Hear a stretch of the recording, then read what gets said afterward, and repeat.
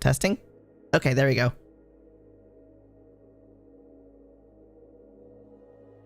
EE. Voice. Yeah. This is what happens when I don't actually test things out, apparently. Apparently, OBS forgot what my audio source was. So now you have voice and music. It means all my starting screens had no music. Lovely.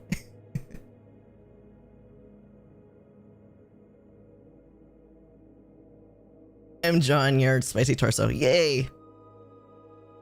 Spicy butt. Yes. Maybe. Lovely. Giggity. How's everyone doing? I have been away for over a month. And, just gonna slowly try to work my way back into it. I'm not presently working at the moment because I'm on sick leave, having just had surgery a week and a half ago. Although, to be honest, I feel like I could have gone back to work the day after, well, a couple days after. Like, maybe the Monday after the surgery. I'm feeling normal. And I guess that's kind of a bad thing, because I feel normal, I'm just like, I could do anything I could ever wanted to do, but of course that's not always the case. Anyhow, I am back. I've also moved. After my yeet, I felt so set, so hyper. I mean, it might be a thing. I mean, like, the day after there was pain, the 2 days after, like, I had the surgery on the Wednesday. I didn't actually get released to go home until Thursday, but that was still some pain. But by Friday afternoon, I was like, if it weren't for the like bandages on my stomach, I wouldn't know anything really happened physically. That's how I felt. And it's just been that ever since. And it's also like, my job isn't physical, so I feel like I could have just gone right back to work afterward, after maybe a week off. But my doctor gave me 4 to 6 weeks off, so I am taking advantage.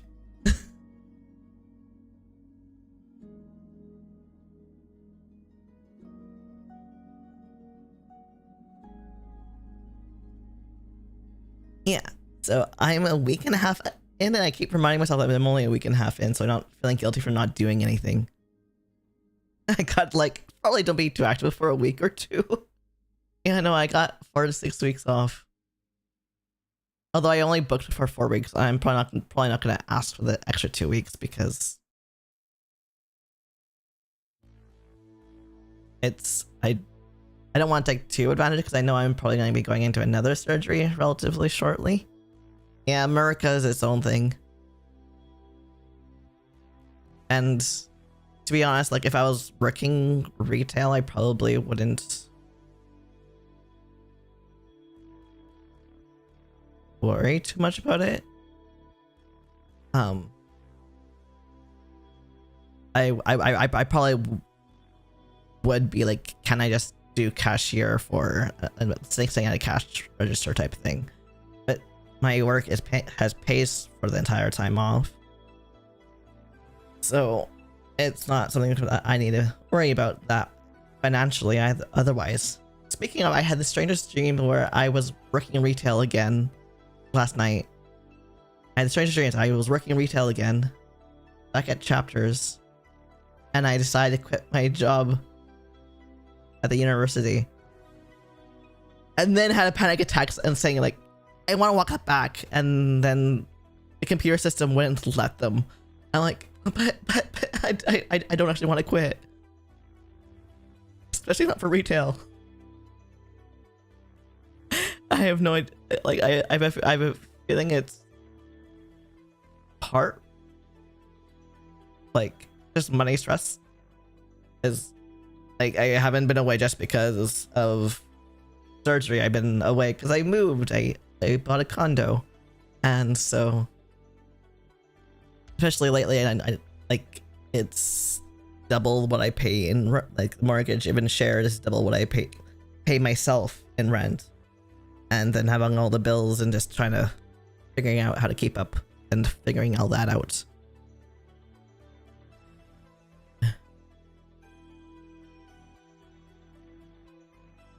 And eventually it'll stabilize, but I keep trying to spend the equal amount that I normally spend, but then it's like, actually no, I can't do that anymore. So there's that. And just trying to figure out like, it's like how much spending money I have versus how much I need to put aside, how much needs to go to bills and credit cards, and credit cards being like, hey, I'm tapped out, pay me extra, and that sort of thing. So while I had savings for a bit, I ended up just putting it all of it onto a credit card and being like, yeah, let's just get the credit card down a bit, and then we could worry about it the rest of it later. But yeah, that's been my life lately, and it's like, so we're unpacked to be livable, but we're not unpacked. Like our living room is still half full of boxes, and because of surgery, I can't lift boxes to kind of move things around. And so we have come up with a strategy to get around that is unpack into a container like under that under 10 pounds that I could lift, and then bring it where I needed to go and unpack it there. But the kitchen's unpacked, messy but unpacked, but with a chair in the way that I keep trying to tell Mom to take to her work, but she hasn't gotten around to doing so yet.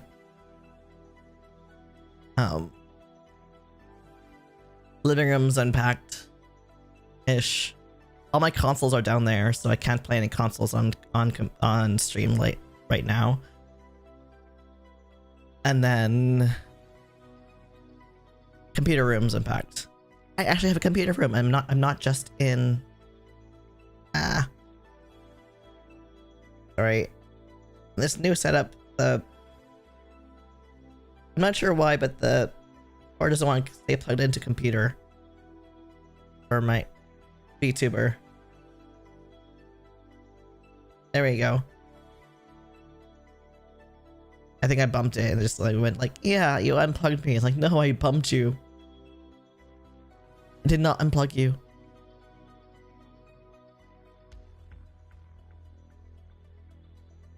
But yeah, that's been my life lately. Has been kind of juggling a lot of things at once. So we're finally back to maybe. I just want to test one thing really quick. Test. A couple things maybe. Test. Okay. Yeah, that works. Good.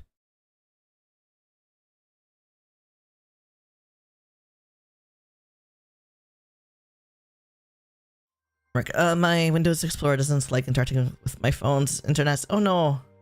I could transfer things from my phone directly, but my computer isn't thrilled about it. Oh no. Yeah, it depends on the phone. Oh, apparently Botrix's bot has a leveling system. Oh yay, you're at level 1. I'll deal with it later. Yeah, it just keeps reloading this taskbar. Well, it'll get to the point of working.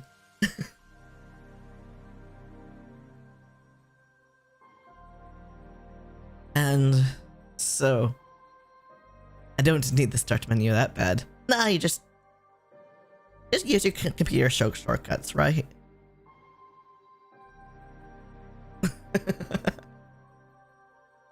I'm surprised you're not just using Discord for that.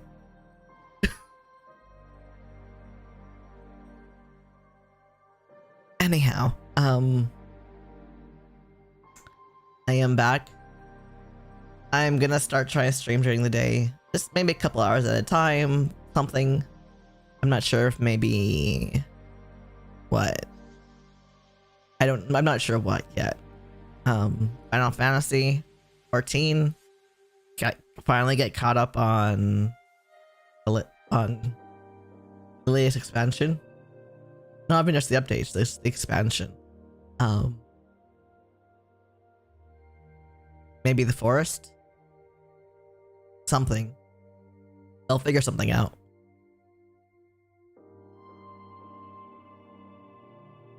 I just feel bad there's a point where like, okay, that one is weird. Nothing is weird. I promise.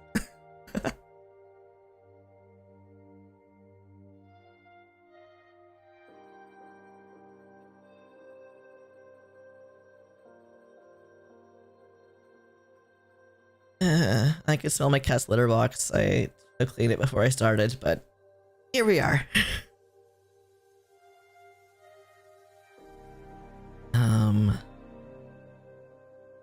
But okay, everything's working. Yeah. Okay, so before I stopped streaming in July, was it? It had to be July when we finished the book 2 of the Lioness Quartet. Because most of maybe even before, maybe even June or early July, something like that. As July was all packing because we moved in August, and gosh, it's mid-September now.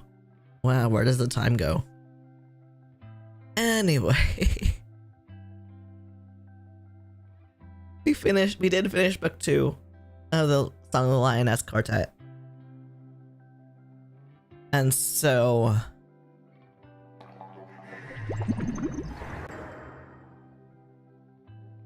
we are now on book 3, titled The Woman Who Rides Like a Man. And I realized, oh fuck, I realized I updated one site. I need to edit.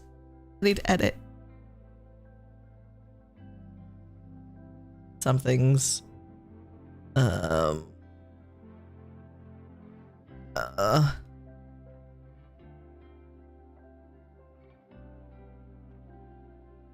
And who? It's like a man.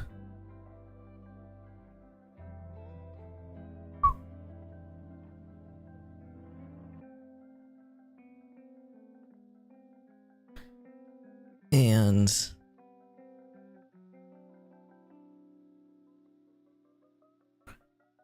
voila. Okay.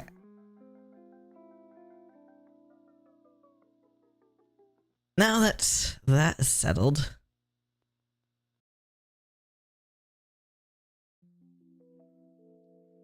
we shall maybe start.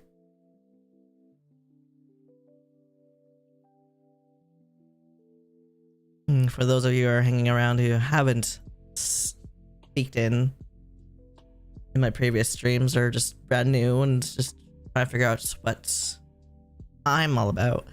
On Monday evenings, we do a reading stream, reading my favorite authors, Tamora Pierce's novels, with permission from the author.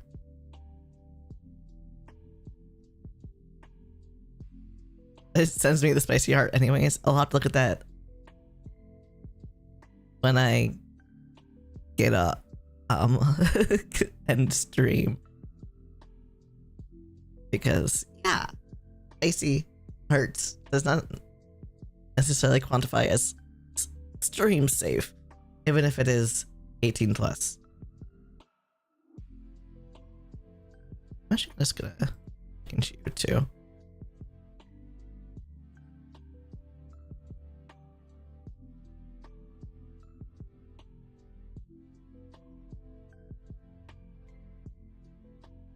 Ish.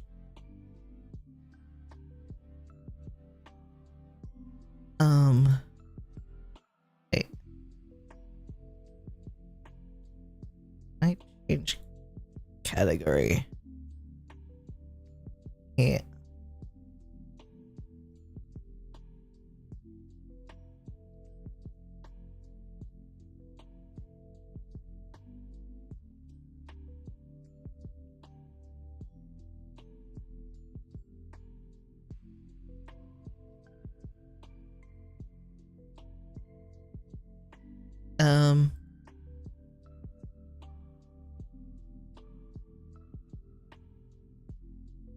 How does one change category here?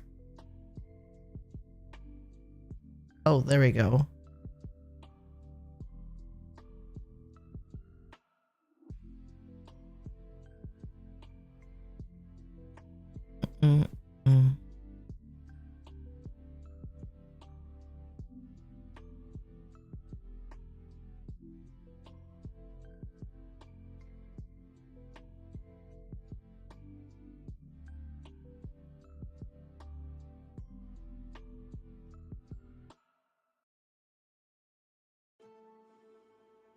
That's fine.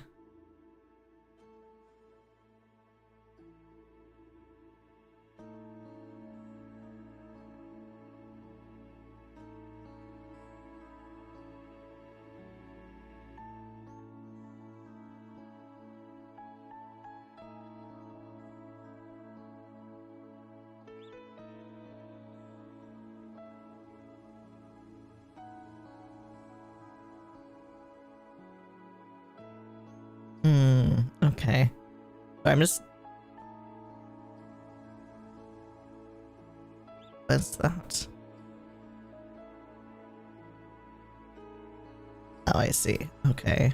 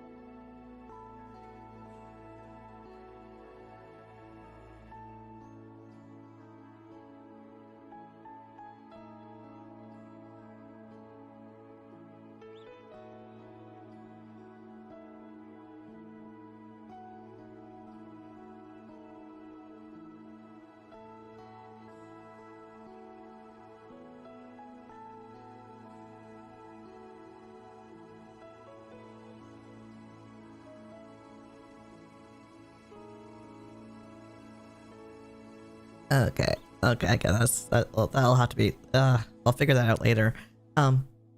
Backpausing judge my posted harshly. What?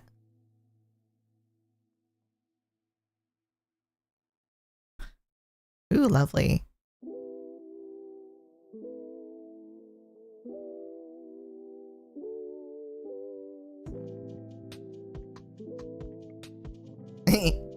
Okay, I should not be looking at this one right now. And when I 0% zero stream save, so some jalapeno poppers for you. It's good. To judge my posted harshly, disapproved, too spicy for scared. Making a joke, yeah. But spicy art, and you went do something right. Yeah, that was not what I was looking at, but okay. I was trying to figure out categories on on a site. I need to sort out some YouTube stuff later. Here looks some porn live on screen. If you get blocked, I'm sorry. Hey, as long as it's not, I could be watching porn and literally, as long as I don't show it and it's not heard, no one cares. Hi, Quatch. That's quite the time you walked in on. And thank you for the follow.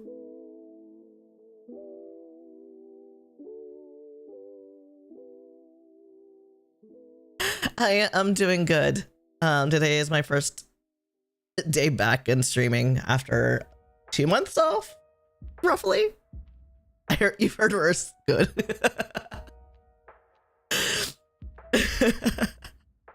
What's up? Welcome in. She? Okay.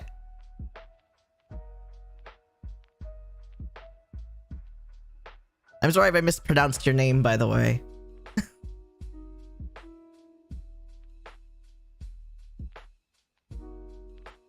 You're also Canadian? Oh. Welcome, fellow Canadian. Yes, the Canadians are slowly taking over. And Foppin, you missed the first. I realized something isn't open, but rawr.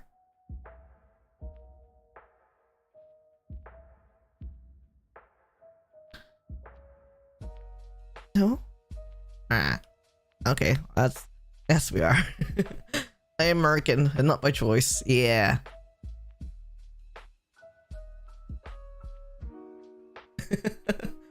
Gay fish. Nothing wrong with a bit of gay fish. Wait. It was below life closed differently. It is. Out. How do you wink while your eyes are closed? Wink fail indeed. I don't like not having a third screen, so I need to get my third screen set up as soon as possible, I think. One eye is more scrunched. I think it more looks like you just only have one eye. The other one is just like blank. He's like, you're just missing the other eye. Maybe I'm into this though. Bully me more. Just don't call me daddy.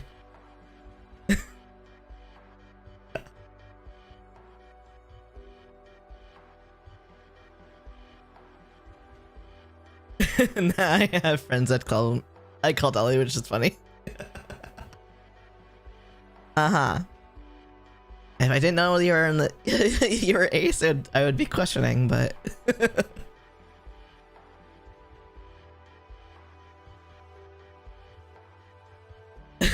panic attack around them because one of this and then that, I think they discriminate. It's triggered some form of PTSD or whatever. Is it because are you talking to me or Foppin? I am not bottom per se. I was having a hard time and was mommy and daddy started fighting mod. Okay. So it kind of stuck. Makes sense.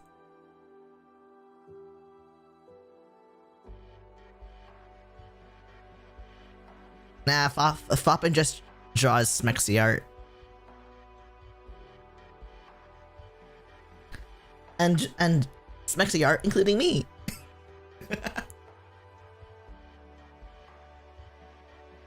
They are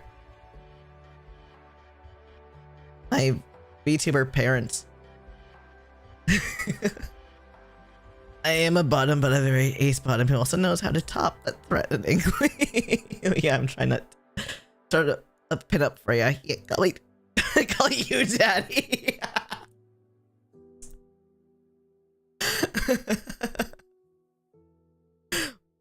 Parent, it's gender neutral. Yeah, but the restaurant on the moon? I mean, my main at the top is like Misa Sasha, sometimes Saren maybe? Yeah. It's out of this world.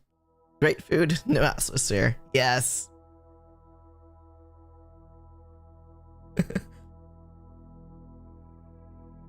Now, the out of this world is more a compliment on someone's butt.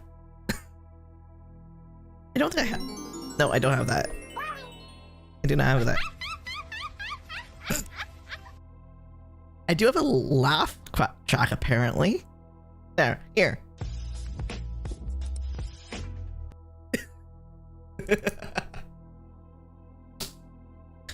I need to remember how to stream. I need to remember all my buttons. All my buttons are.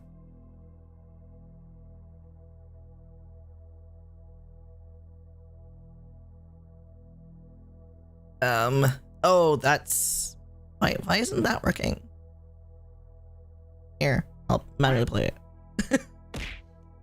Okay, that works.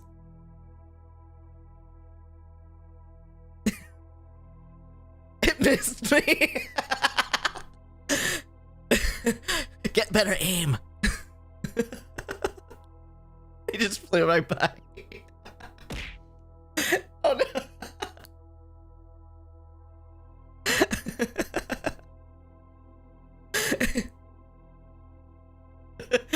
You need better aim. Delayed smack. Oh yeah, I did need to reset some things. You have stormtrooper aim, yes. Get good. I know that I needed to get hit with salt, but the salt flies off the screen anyways. Basically, sure. It just plays a sound effect. It's just a sound effect that gets hit. I don't actually get hit because you missed.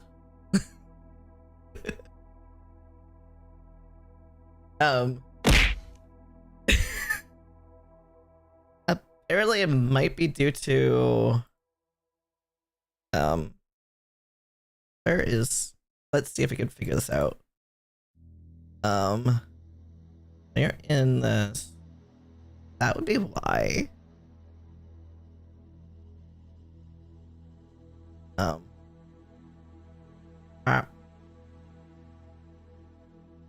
We're in Storytime right now. There we go.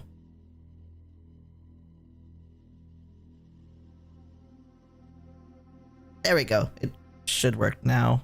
Let's get rid of that pink border, please. Thank you.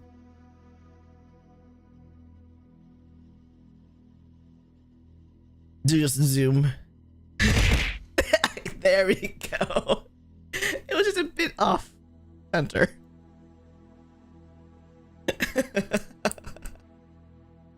It's my favorite anime. Oh, Gravitation. No, I haven't watched that one since I lived on Markham last. Black Butler. I actually haven't watched a lot of Black Butler.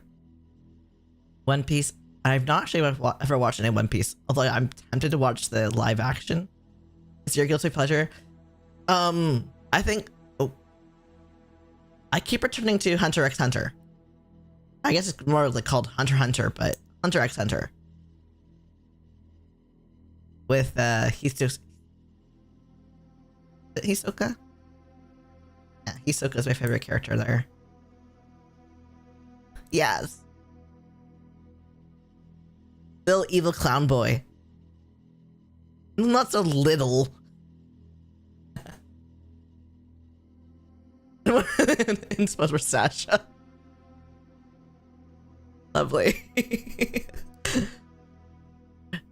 No wonder I wanted to romance your doctor character.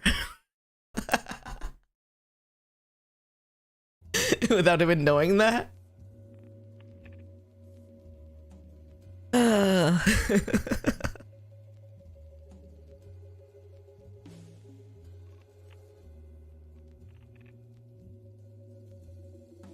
Ooh, spooky scary backstory, man. What if he got the butt? What if he got it in the butt, not just... Yes.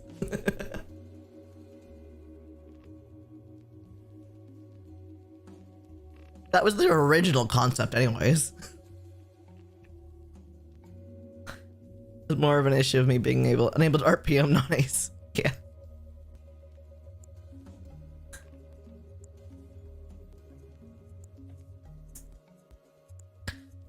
You know, the other characters are ace, but apparently he is. Yes, got super isn't. And for those who are really lost, Oppen and I roleplay, have many characters we roleplay with together.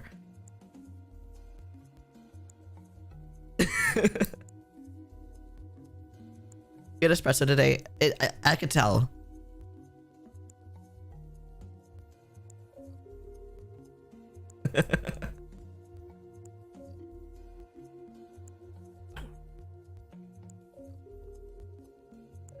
I finished like most of my stress, so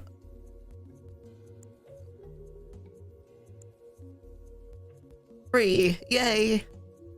Yeah, my stress is still here. Myself, I get to be jealous of you now. We're 19 away from free. Most of a week off, yeah. It's fine. It's good. I'm just stressed about money at the moment, but it will resolve itself as soon as I get used to my new reality in money-wise. I finally got my name change sent to the Canada Revenue Agency. Finally.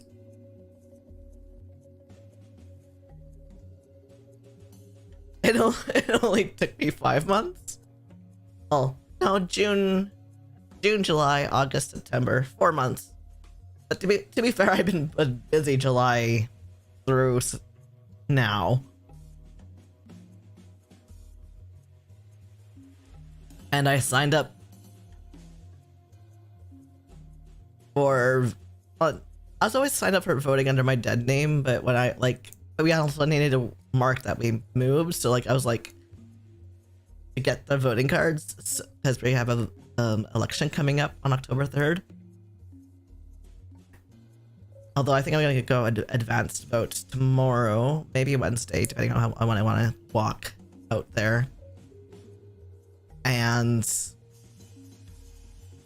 But it was like, I am just, rather than going through the process of, hey, this name moved. Oh, this name is a different name. I went, this is my name now. I live here. Although, funnily enough, I have not gotten the voter card from my old address, so who knows? I think considering doing mine since 2015, I just recently realized it's good. I hadn't yet because disability. And they working on annoying them lately. Yes, keep them annoyed. Get them to want you out of the country, and then you can move to Canada, right? Not that Canada or Canada's trying to follow suit of the States, and we're really trying hard for them not to. Make a little tent. I mean, I have like a 4 foot by 2 foot basement you could live in. You could be a total hermit.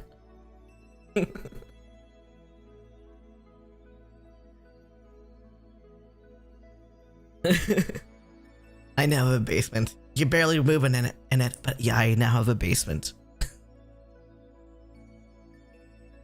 Oh, I mean, kind of kicking to keep me down there, but I'm up for it.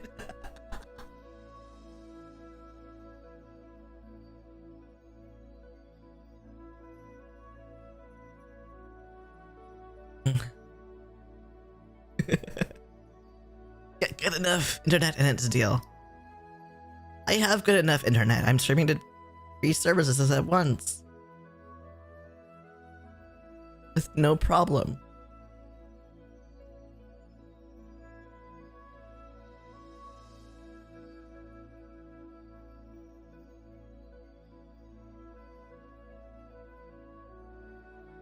I'll emerge in the dead of the night and clean your house. And you just leave food in the threshold. Yes. Suddenly we're... What is that movie called? It was a kind of a...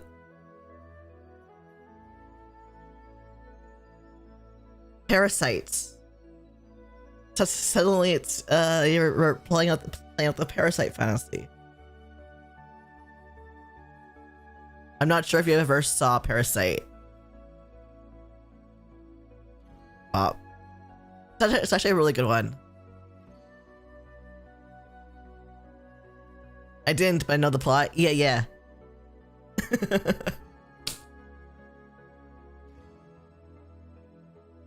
Maybe I'll watch that again tomorrow. I watched 2 movies today along with reading Page Boy, the Elliot Page memoir. And the 2 movies I watched were Elliot Page's.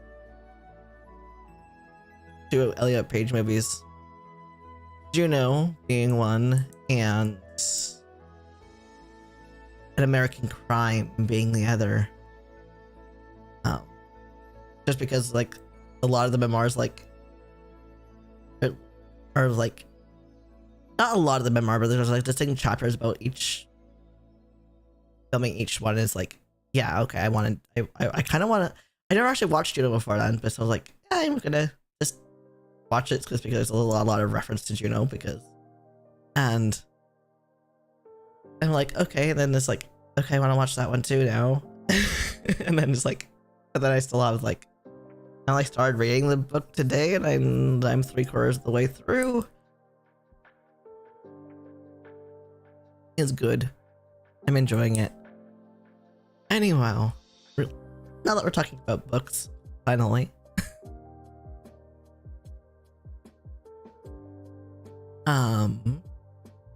Monday evenings we do story time.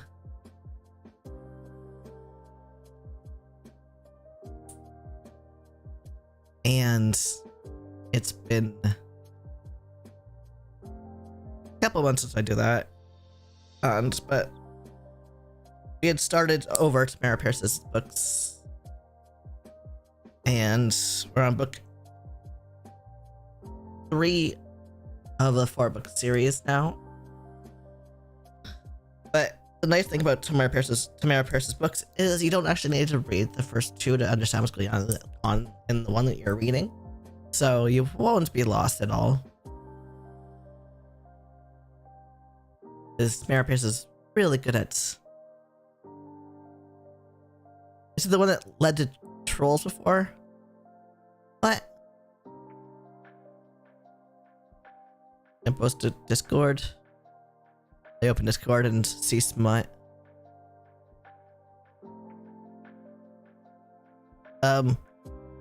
Is that Elmo?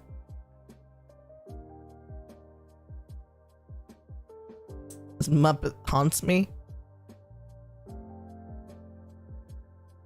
Seen this image no less 5 times today.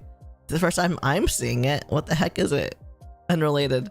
Okay. I'm like, one from talking about trolls to weird Muppet worm thing. And the fucker was just there. Okay.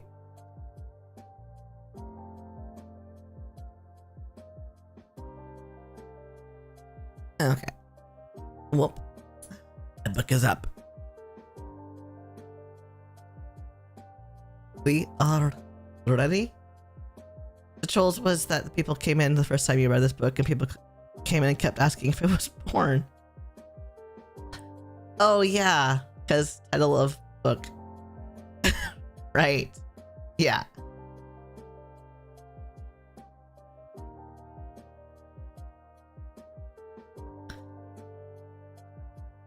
Nah, the porn books that we read was the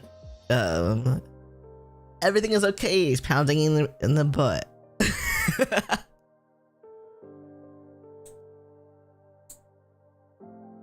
I didn't get bad for reading reading that, so I need that book. I mean, I will legit pay for it. I mean, it's on Amazon Kindle. Get it?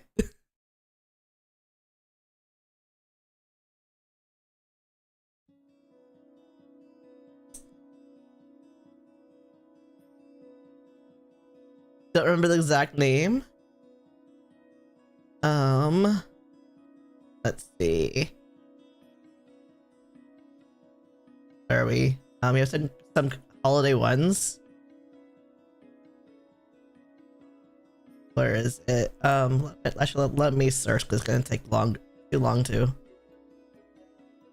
find it.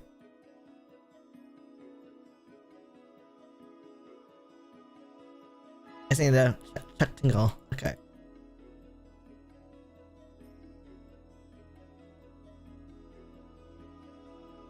Wait, where is it?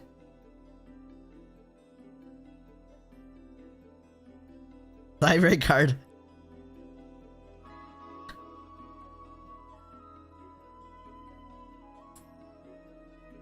Where's the...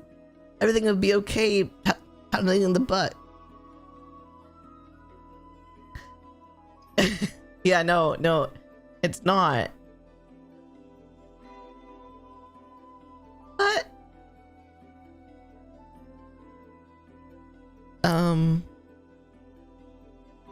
Let's see.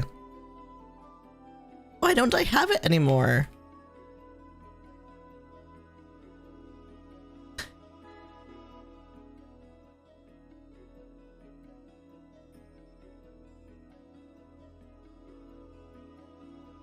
Yes. Oh, okay. It's my butt is comforted by the realization that I'm okay and everything will be all right.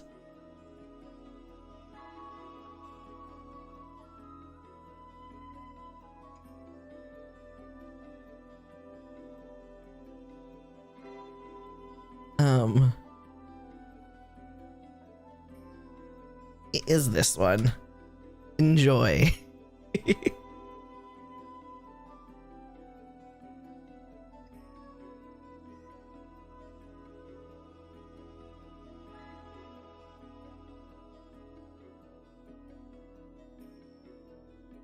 $0 will have Amazon credits. Woohoo!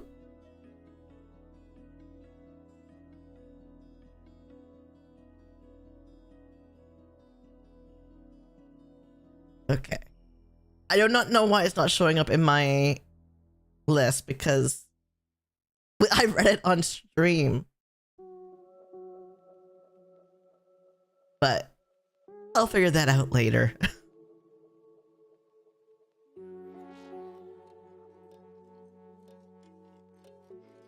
Oh, excuse me. Who knows why I'm tired? I've only been reading all day. Anyhow, shall we start with book chapter 1 of A Woman Who Rides Like a Man? And I'm just thinking of the lines that Rose says to Jack on Titanic in the movie. I mean,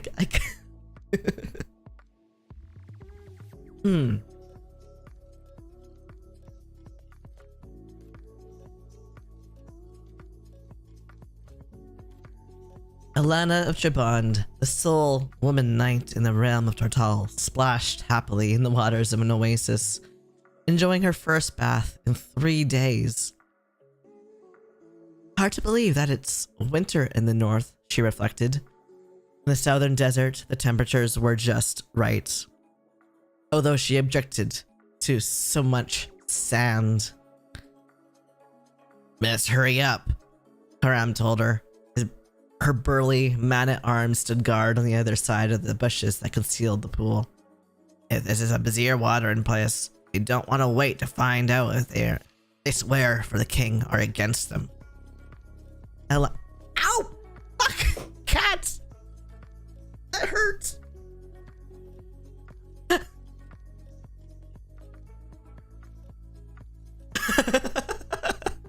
Ow! What you doing using claws jumping onto my lap? Huh?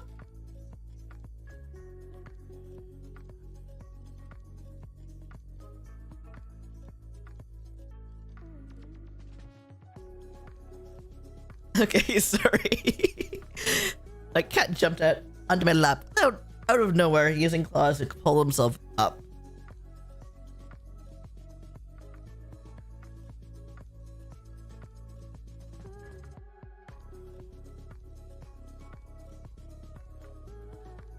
Okay.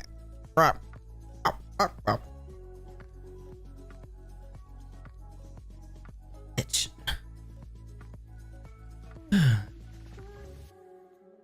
Alana stepped out of the water, grabbing her clothes. She had no urge to meet any busier tribesmen, particularly not renegades. She and Karam were bound for Tyra in the south. And coming to battle with the warlike deserts, men would cut their journey very short. Drying off, the young knight pulled on a boy's blue shirts and breeches. Although her femininity was not the secret it had been when she trained in the royal palace, Alana still preferred the freedom of men's clothing.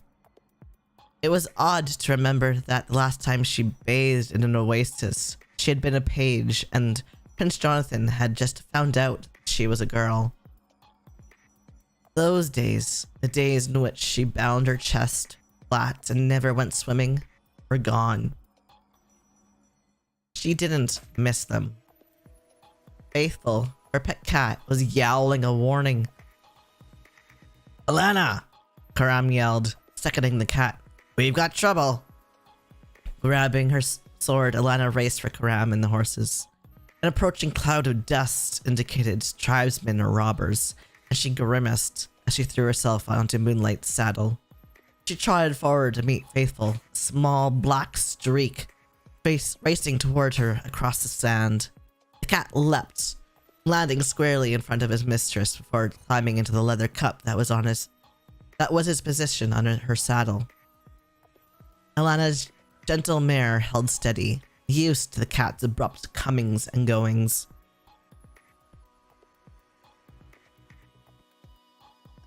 "Let's try to reach the road," Alana told Karam. They rode hard. Alana crouched low over Moonlight's pale mane. She looked back to see Karam shaking his head. "It's no good," he was bellowing. "They spotted us. Right on. I'll hold him." Alana wheeled and stopped, lightning glittering in her hand. "What sort of friend do you think I am? We'll wait for them here." Karam swore. "You were my daughter, I'd tan your hide. Go!" Alana shook her head stubbornly. She could see their pursuers now. They were hillmen, the worst of the desert raiders. Reaching behind her, she unbuckled her shield from its straps, slipping it over her left arm. Karam was following suit. "Stubborn lass," he grumbled. "I'd rather tangle with 10 Bazir tribes than any hillman." Alana nodded. The Bazir were deadly fighters, but they had a strict code of honor. Hillmen lived for killing and loot. Renewing her grip on lightning tilt, she settled her shield more firmly on her arm.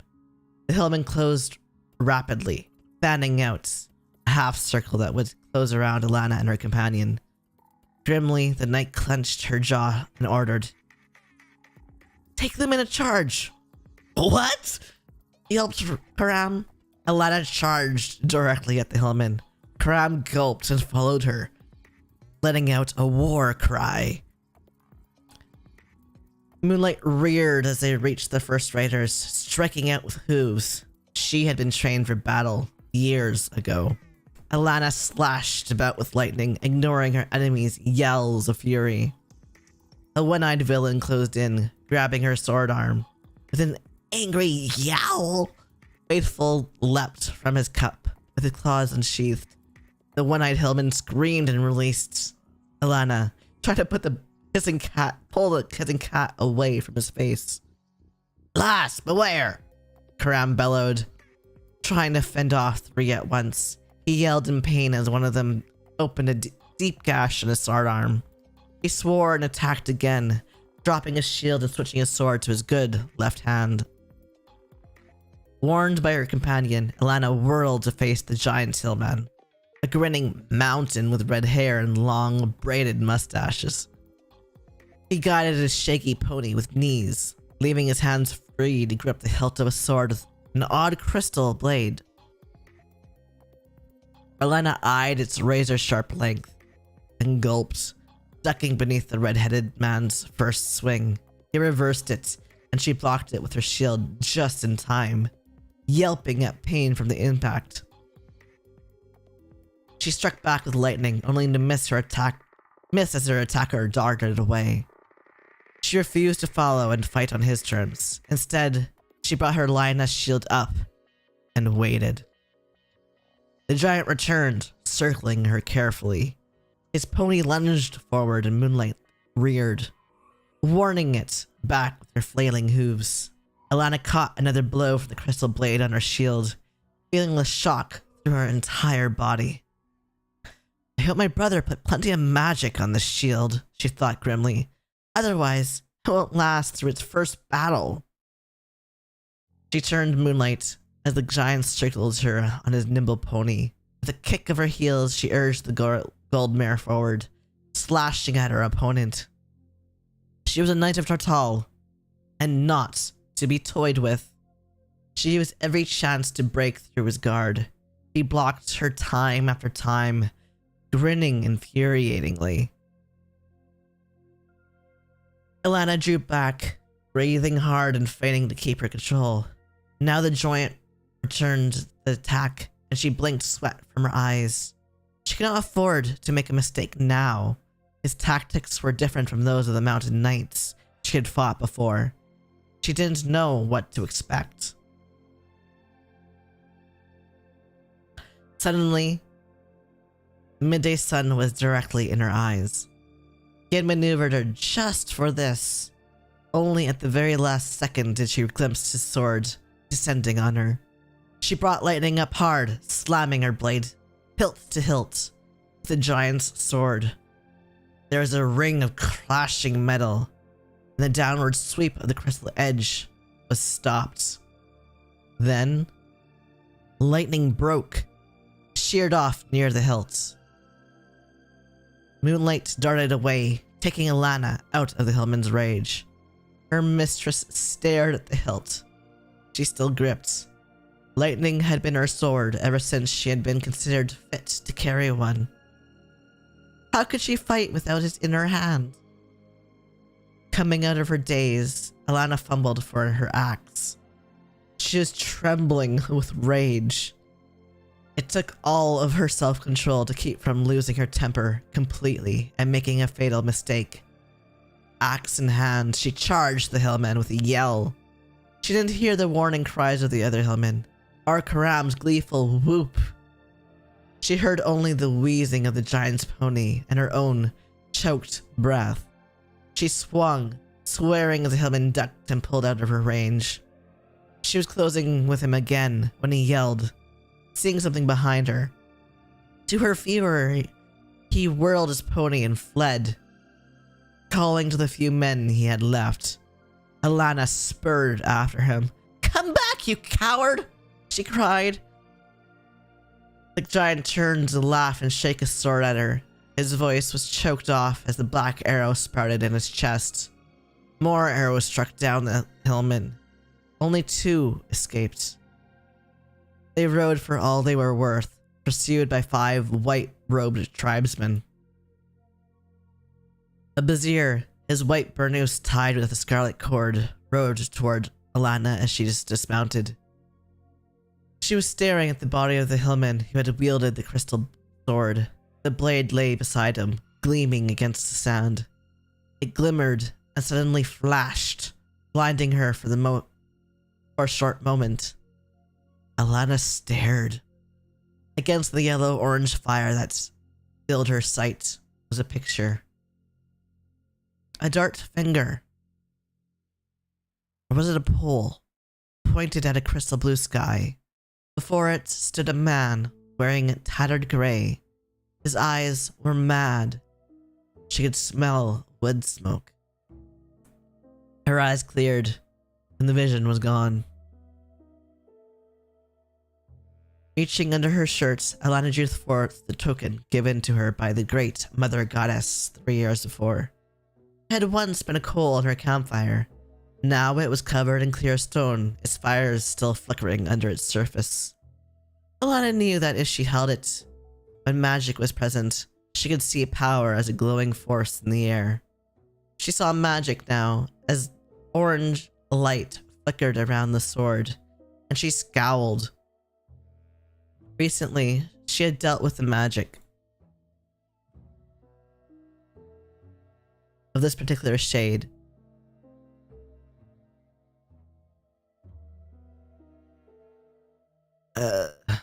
And the memory was not pleasant.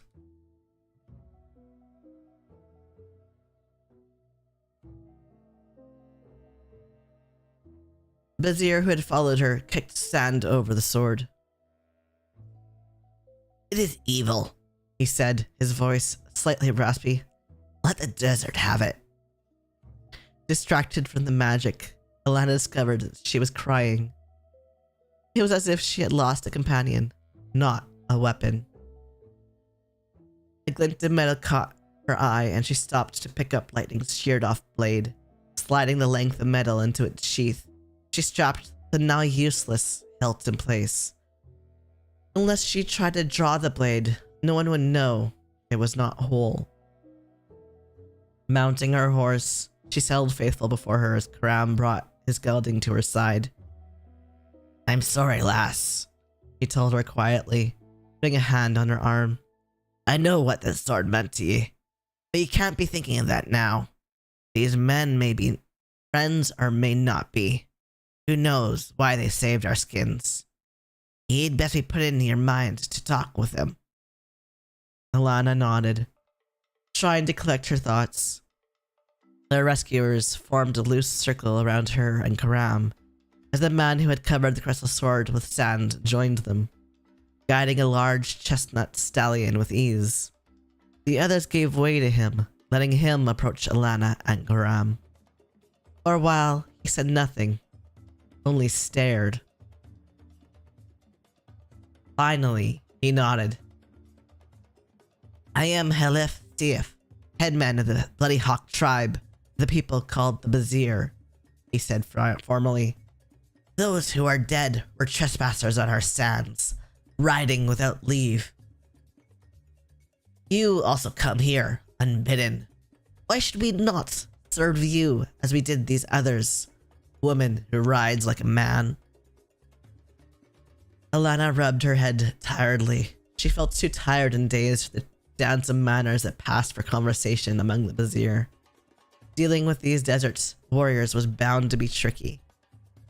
Luckily, she had learned their ways from the experts.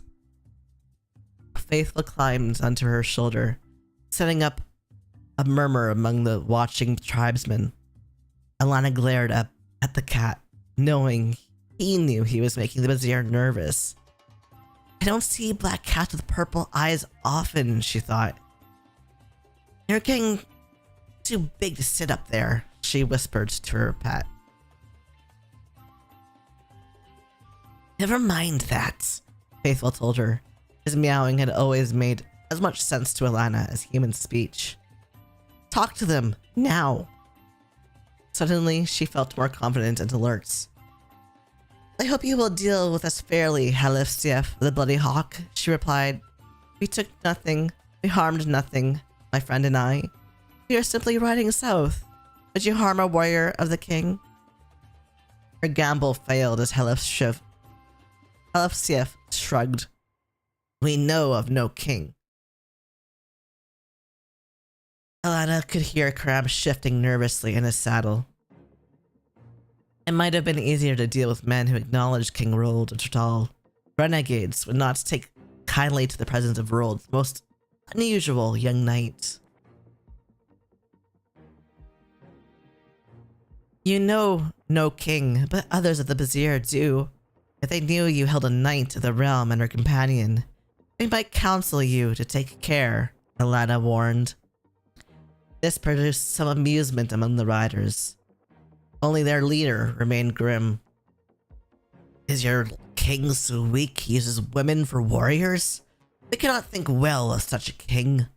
We cannot think well of a woman so immodest that she puts on the clothes of a man and rides with her face bare." Alana pointed to the bodies of the hillmen she and Karam had slain. "They did not think I was a worthy opponent either. Can you say that my friend and I would be dead at the hillmen's swords if you had not come? They took my sword from me." She swallowed hard and said recklessly, "What is a sword? I have my axe, and my dagger, and my spear. I have Karam Smithison to watch my back, as I watch his." "Big words from a small woman," Alefsiev remarked. There was no way for Alana to read his expression. One of the riders, a Vizier, head and shoulders taller than most of his companions, brought his horse forward, peering at Alana's face intently. Suddenly, he nodded with satisfaction. "She is the one!" he exclaimed. "Aleph! She is the burning brightly one!" "Speak on, Gamal," Aleph ordered. The huge warrior was bowing as low to Alana as the saddle would permit. "Would you remember me?" he said hopefully. I was at the smallest west gate in the stone village that northerners called Persepolis. It was 680 seasons ago. Your master, the blue-eyed one, bought my silence with a gold coin." Remembering, Alana grinned. "Of course!" He spat on the coin and bit it. The big man looked at his chief. "She is the one! She came with the blue-eyed prince, the night one, and they freed us from the Black City." He made the sign against evil close to his chest. "I let them through the gate that morning." Aleph frowned as he watched Alana. "Is this so?" Alana shrugged. "Prince Jonathan and I went to the Black City, yes," she admitted. "And I fought with the Yazander, the Nameless Ones," she said hurriedly as the men muttered uneasily. "And we beat them. It wasn't easy." A skinny man wearing the green robes of a Vizier shaman, or petty wizard, not lizard, what the heck, threw back his hood, his scraggly beard thrust forward at his sallow chin. "She lies!" he cried, putting his horse between Alana and the tribesmen. "The burning brightly one and the night one rode into the sky in a chariot of fire when the nameless ones perish. This all men know." "They rode back to the stone village on horses," Gamal replied stubbornly. "And the mare ridden by the burning brightly one was even as this one now, the color of sand, with a mane and tail like clouds." While the Vizier argued amongst themselves, Ram drew near his mistress. "Now what have you gone and done?" he asked softly. "I think it's more of a question of what John and I did," Alana whispered back. "I told you about the Black City, going to the Black City, didn't I? We fought demons there, and John found out I was really a girl. It was 6 years ago. I'd known I'd been riding with legend. I would have thought twice about coming along." Ram grumbled. "Silence!" Aleph ordered them all. He looked at Alana. "For the moment, let us accept that you are a warrior of the Northern King, woman who rides like a man. Your shield is proof of that. As headman of the Bloody Hawk, I invite you to share our fire this night." Alana eyed the tall Vizier, wondering, "Do I have a choice?" Finally, she bowed. "We are honored by your invitation. Certainly, we cannot think of refusing."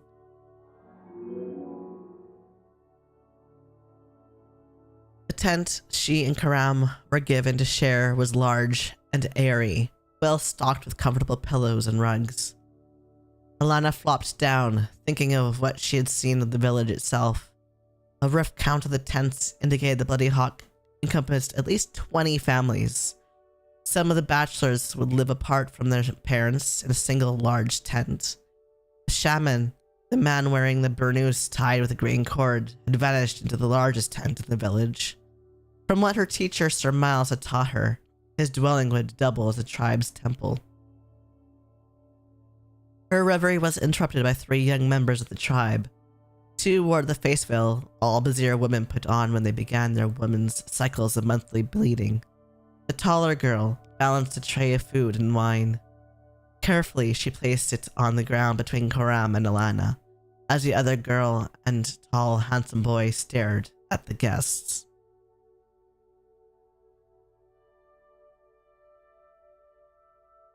"We have never seen a woman with light eyes," the boy said abruptly. "Did the water that falls from the sky in the north wash all the color away?"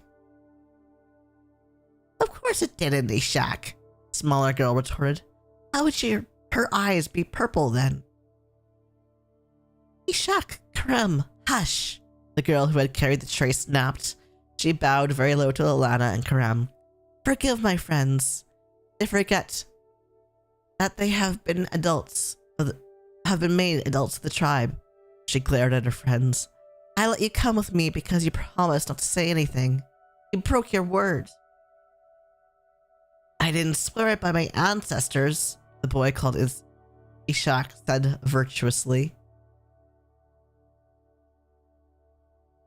Will your cat let me pet him? Karam, the smaller girl, asked Alana. His eyes are purple too. He is very handsome. Is he your brother, who was turned into a cat by great sorcery? Faithful, looking smug over the praise, sauntered over to the visitors, letting them pet and admire him. Alana smiled at their guess that she and Faithful were related somehow. Many others had wondered about the fact that she and the cat had the same eye color. No, she replied, pouring wine for Karam and herself. Faithful is just a cat. My brother is a sorcerer, but he is still shaped as a human. Or he was when I saw him last. I am Kara, the tall girl announced.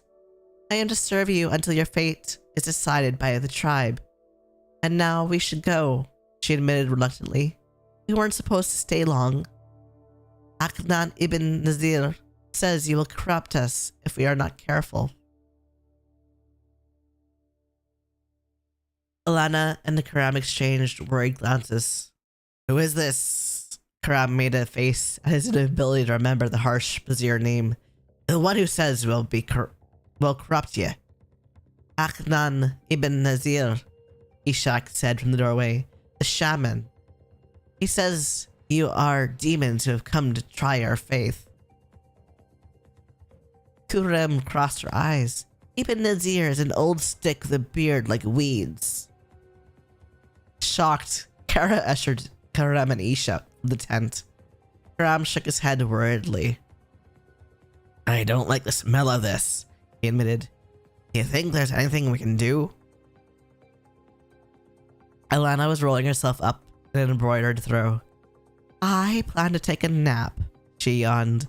Until the tribe decides what to do with us, we can't do a thing. Within moments, she was fast asleep, Faithful curled up beside her nose. Karam was working on his third cup of date wine when Aleph Sief looked into the tent. She looks softer when she sleeps, he commented quietly. When she awakes, tell her the tribe will decide your fate before the evening meal at the campfire. I will send for you.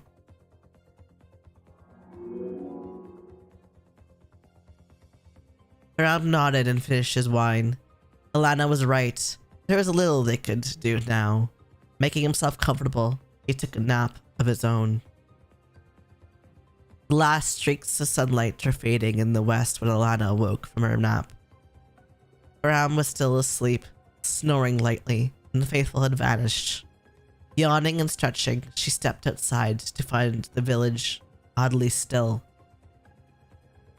As if it had been deserted. She would have gone to explore when Ishak, who was crouched beside the doorway of her tent, caught her at her pant leg. Covering his lips with a warning finger, he led her back into the tent. It is the moment of the voice, he explained when they were inside. Karam was smoothing his sleep-ruffled hair. All adults in the tribe must be present. But I was told to attend to you. He looked up as the voices sounded outside. It is over, and soon they will call you. I will take you to them. Aren't you afraid we'll corrupt you? Karam asked kindly. The boy shook his head. Aleph Sief says only the man who wishes to be corrupted will fall into evil ways. Aleph Sief is wise in the ways of men. Wiser than your shaman? Alana asked. Aknan ibn Nazir is an old desert hen, the boy said scornfully.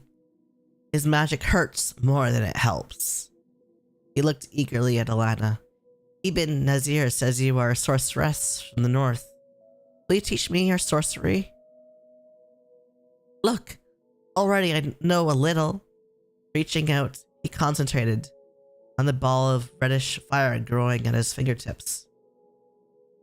Alana knocked his hand away, breaking Ishak's concentration. I know nothing of magic, she said harshly. I want to know nothing of magic.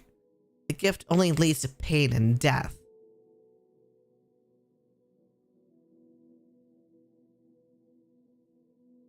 If I remember correctly, I don't think he has a weird demon magic in this that essentially never mentioned again. Sort of. Like the kids don't use demon magic. They're the tribes that the shaman doesn't want anyone taking over from it for him. So he refused to teach them. But he used some, yeah, the angry tribeman who dies horribly, yes. He uses evil magic that is frowned upon. And ended up killing himself. Really. But we're skipping ahead.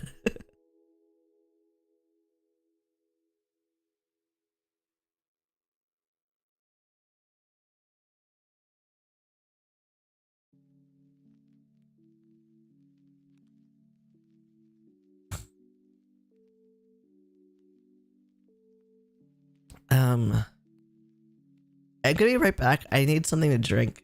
That's one thing I forgot to grab myself before I came up here.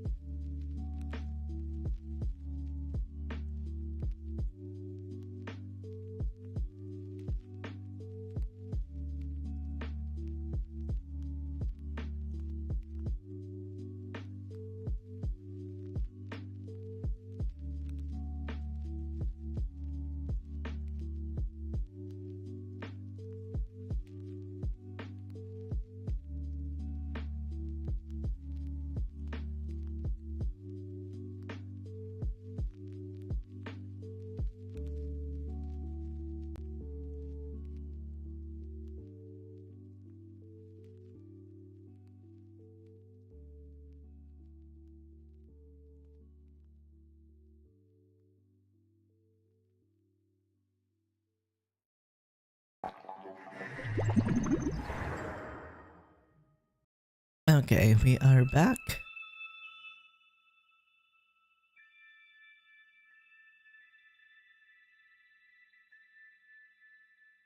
I remembered I actually had a new. Wait a second. What? Must show what?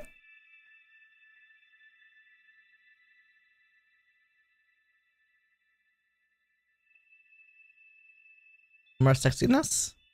BBC Super updates.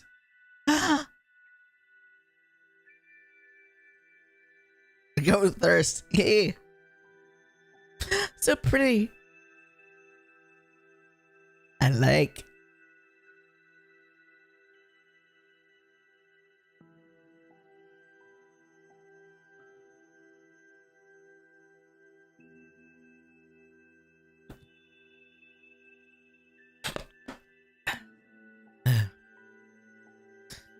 For whatever reason, I drew these eyelashes.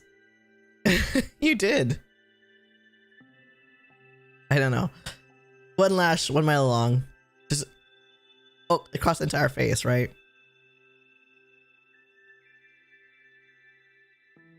Mile butt.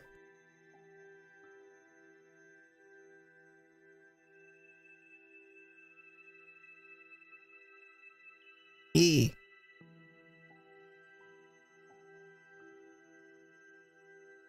It was pretty.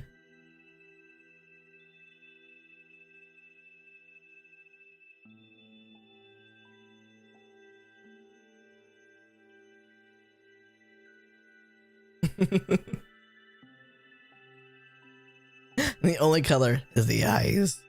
Yeah.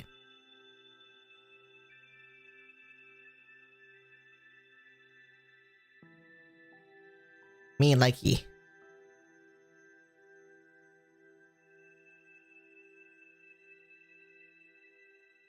Yeah, I bet.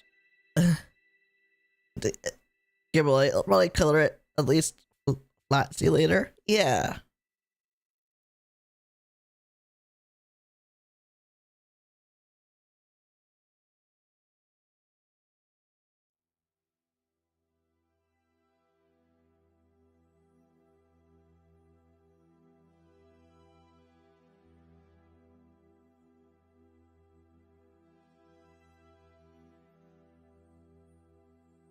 Ouch. Okay.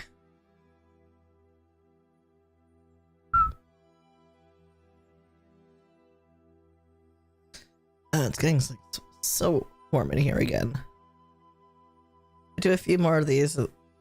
It's half the ref plus dress up doll. Yes. I should redo the clothes and the because I changed how I draw it. Yeah.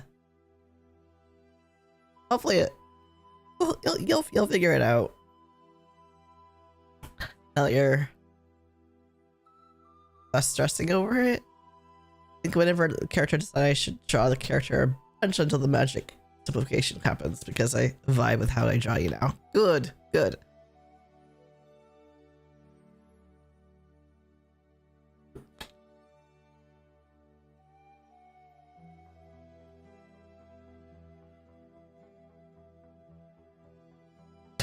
Excuse me.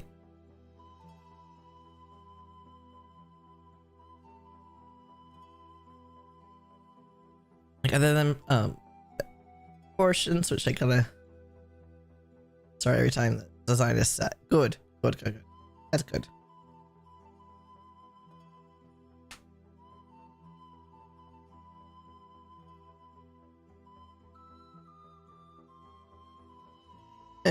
Maybe now it'll only take another year, right? I'm teasing.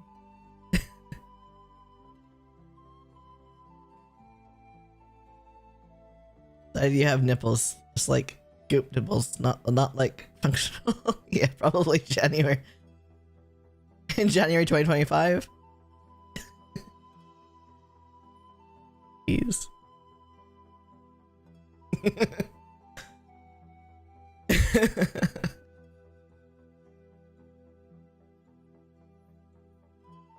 Yeah, it I just started another year-long commitment right after I finish the ref. That's it. Takes 5 more years to do the redesign. Yeah. Well, it'll give me time to have enough money for the rigging saved up. Cause I definitely don't have the funds for the rigging. And I don't have the funds for the art just yet right now because of everything that needed to be done, but I will. I am right since you're already running on credit right now.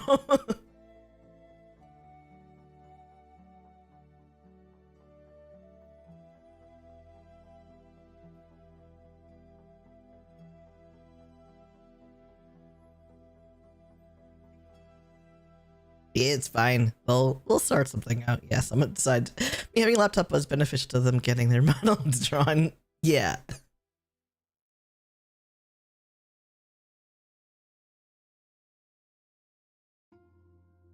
Yeah. Sorry, I need to scoot forward. I have a new desk line. I like the desk, but it's a bit weird. I think it's more the chair that's annoying me right now. The chair, as well, it's comfy, is like, I feel like I'm sitting too far back.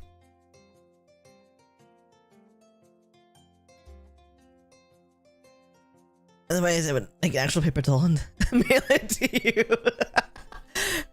Yeah, it's just like, okay, Rigger, figure out how to make this work on stream.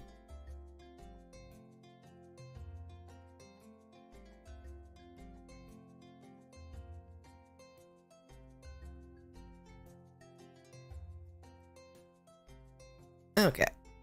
Use a little gold push through clips. And then make it dance. Suddenly it's a puppet show.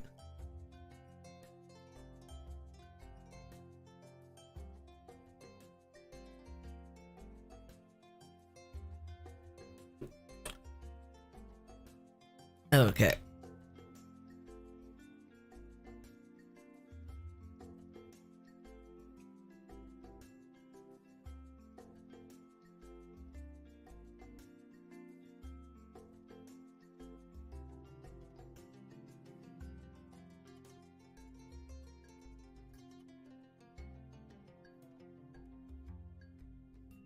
Okay, where am I? And I am here. Yeah, okay, shit. Ella just knocked Ishak's hand away.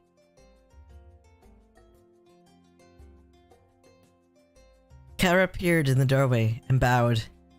Ishak, help our guests get ready, she commanded. She swallowed hard, looking at Lana. Will you need help? Woman who likes it. Who rides like a man? Alana smiled. Thank you, Kara. I can manage for myself. The girl bowed again. Ishak will bring you to the central fire when you are ready, she said before letting the tent flap fall. Karam was already breaking open one of Alana's saddlebags, bringing out her male shirt and leggings. Ishak gasped in admiration, touching the gold-washed armor with reverent fingers. Alana had been given the mail by her friends on her 18th birthday.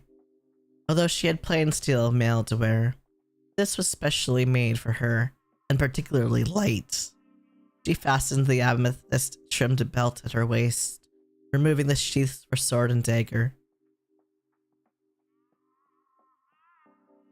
It would not be polite to go armed, and it still hurt to look at lightning. She hooked gauntlets decorated with her lioness rampant design onto her belt, and nodded to Karam. I'll wait for you two outside, she said casually. I need to think. She was actually responding to Faithful's soft hiss just outside the tent. She went to stand beside her pet, scanning the rapidly falling darkness. What do you want? She whispered. You have these people to... Shadows moved against the night, and she froze. Aknan ibn Nazir was leading a horse into the darkness. Now, what do you suppose he is up to? Alana asked Faithful.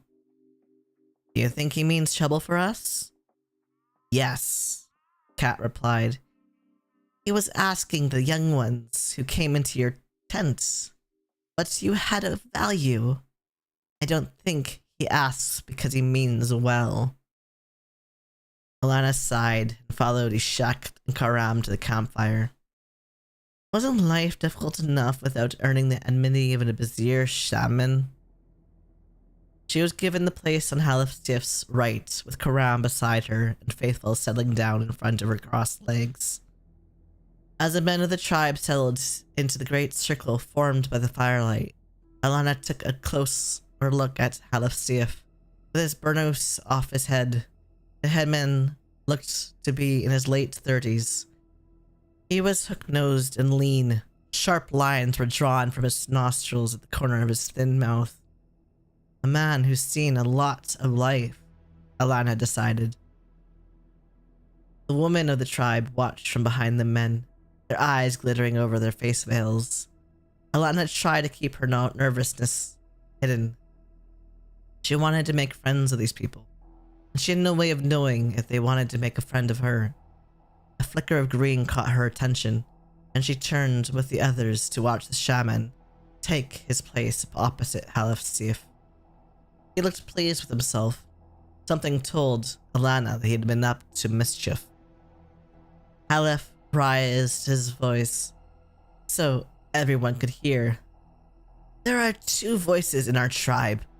One speaks for the acceptance of the intruders, saying they are sacred, and one,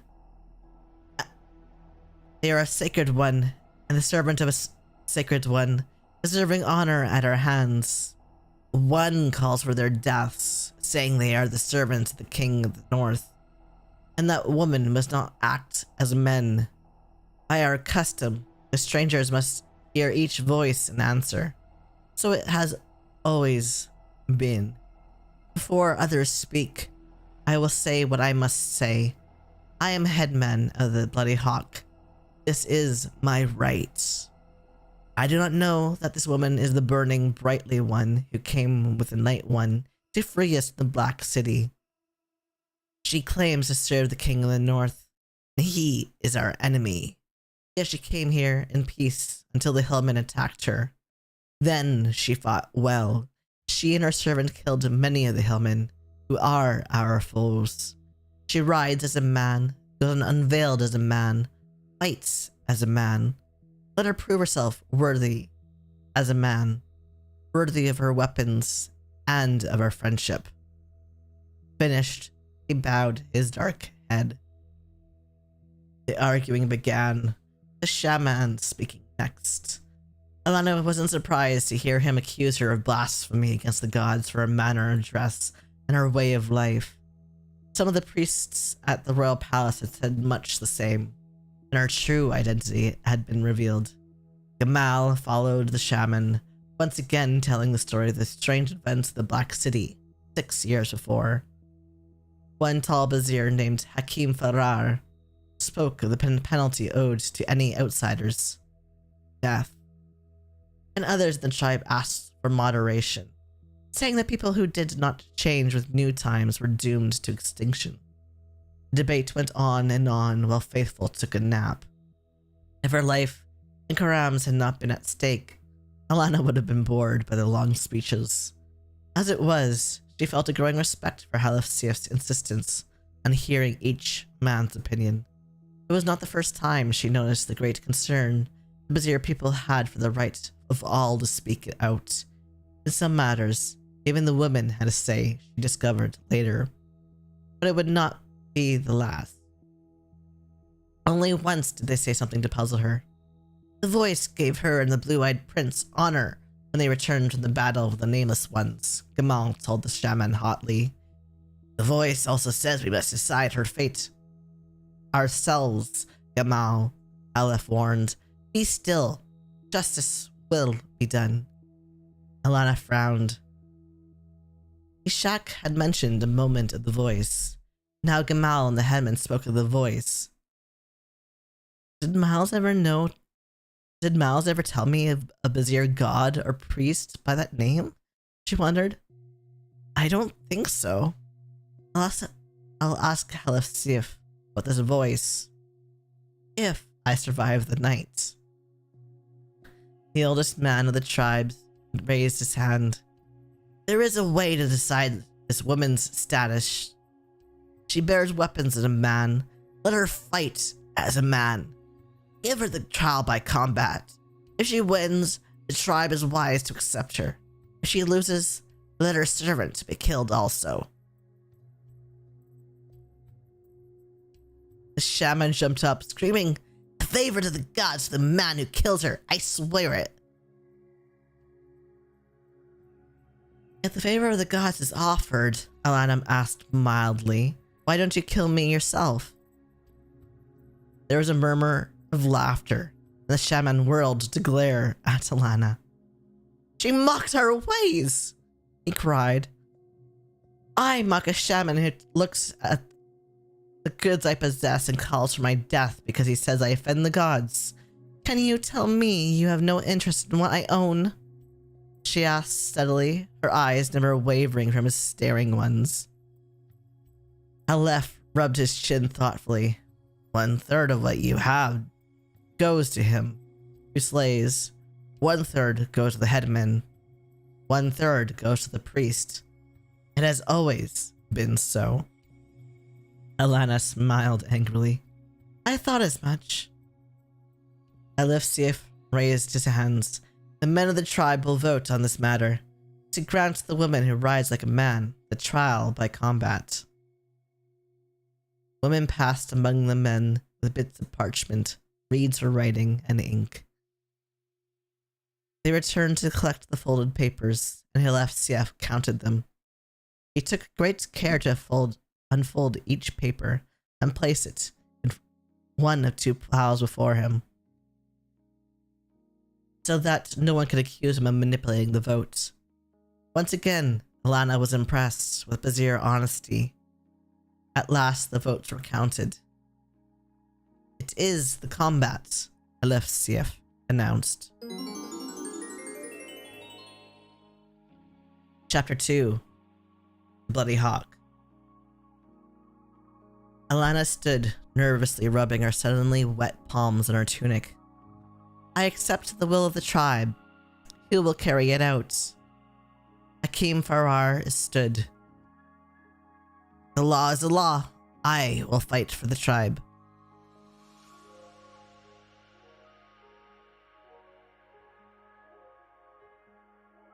One sec.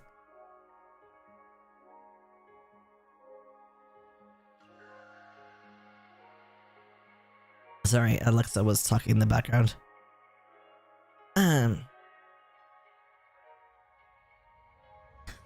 Alana bent to strip away her boots and stockings, examining her would-be opponent. He was a head and shoulders taller than she, and his naked torso showed hard muscles in the firelight. He seemed agile enough, but only the fight would confirm that. Karam tied her hair back with a leather thong, his calloused hands gentle. As she began her loosening up exercises, he knelt beside her. Be careful, he cautioned, his voice whisper. They fight to the death here. Alana scrubbed her palms with sand to dry them. I won't kill if I don't have to, she replied quietly, remembering her last duel. Karam shrugged. Be that as it may, if it's a question of ye dying or him, it better be him. Alana grinned mischievously at her longtime teacher and accepted her dagger from his shack. Had brought it from her tent. I won't argue with that.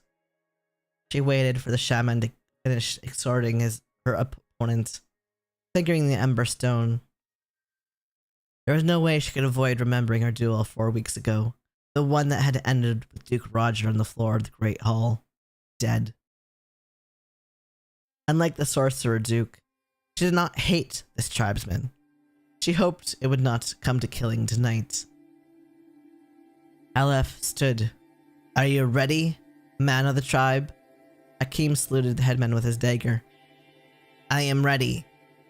Are you ready, woman of the Northern King? Alana saluted with her mouth paper dry. I am. The headman clapped his hands sharply, and the tribesman stepped back. Hakim circled, his eyes sharp. Meet your death, woman, he cried. Alana crouched, watching his circling form and remaining silent. She had never followed the practice of shouting insults at an enemy. This was no time to start. Remembering the advice of her friend George, king of the thieves, she kept her eyes on Hakim's blade. He thrust, she skipped aside, then danced in close, slashing for his chest. He leapt back and began a circle once more, his eyes wary. Her lightning response had taught him to treat her with caution. He feinted high and then drove in, his knife coming up from underneath. Alana returned to her side toward him, his arm shot past her. She seized it and wrenched him over her hip. Karam let out a whoop of joy. Wrestling had always been her weak point, and silenced himself as the Bazir glared at him. Hakim rolled to his feet as she kept back, unwilling to follow up her advantage. He wiped his hands on his breeches, his eyes never leaving her. He was sweating, and Alana could feel the fear rolling off of him. Teach him to think a woman's an easy opponent, she thought, as she lunged in. He caught her crossguard in his, bearing up on the locked knives. Alana dropped and rolled away before coming to her feet. Hakim lunged wildly, his blade slicing toward her unprotected shoulder. Twisting, Alana stabbed through the web of muscle on the bottom of his upper arm. She yanked her knife free just as one of his fists struck the middle of her spine, driving the wind from her lungs. Again she dropped and rolled. He threw himself toward her. This time she helped him over her head with her foot, sending him flying across the cleared space. Breathing hard, she rolled to her feet. Hakim rose, dashing sweat from his eyes. He closed too slowly, giving her time to maneuver into position. Grabbing his knife arm, she wrapped him hard in the temple with her dagger hilt. Hakim went down like a stone and stayed down. "You may kill him," Halef told her. "It is your right." Alana wiped her sweating face. "I won't kill when I don't have to. I hate waste." Men assisted Hakim from the circle as Karam gave her a towel. Faithful twined around her ankles. "You did well," the old ex-soldier whispered. "Any of us who taught ye would have been proud of that fight."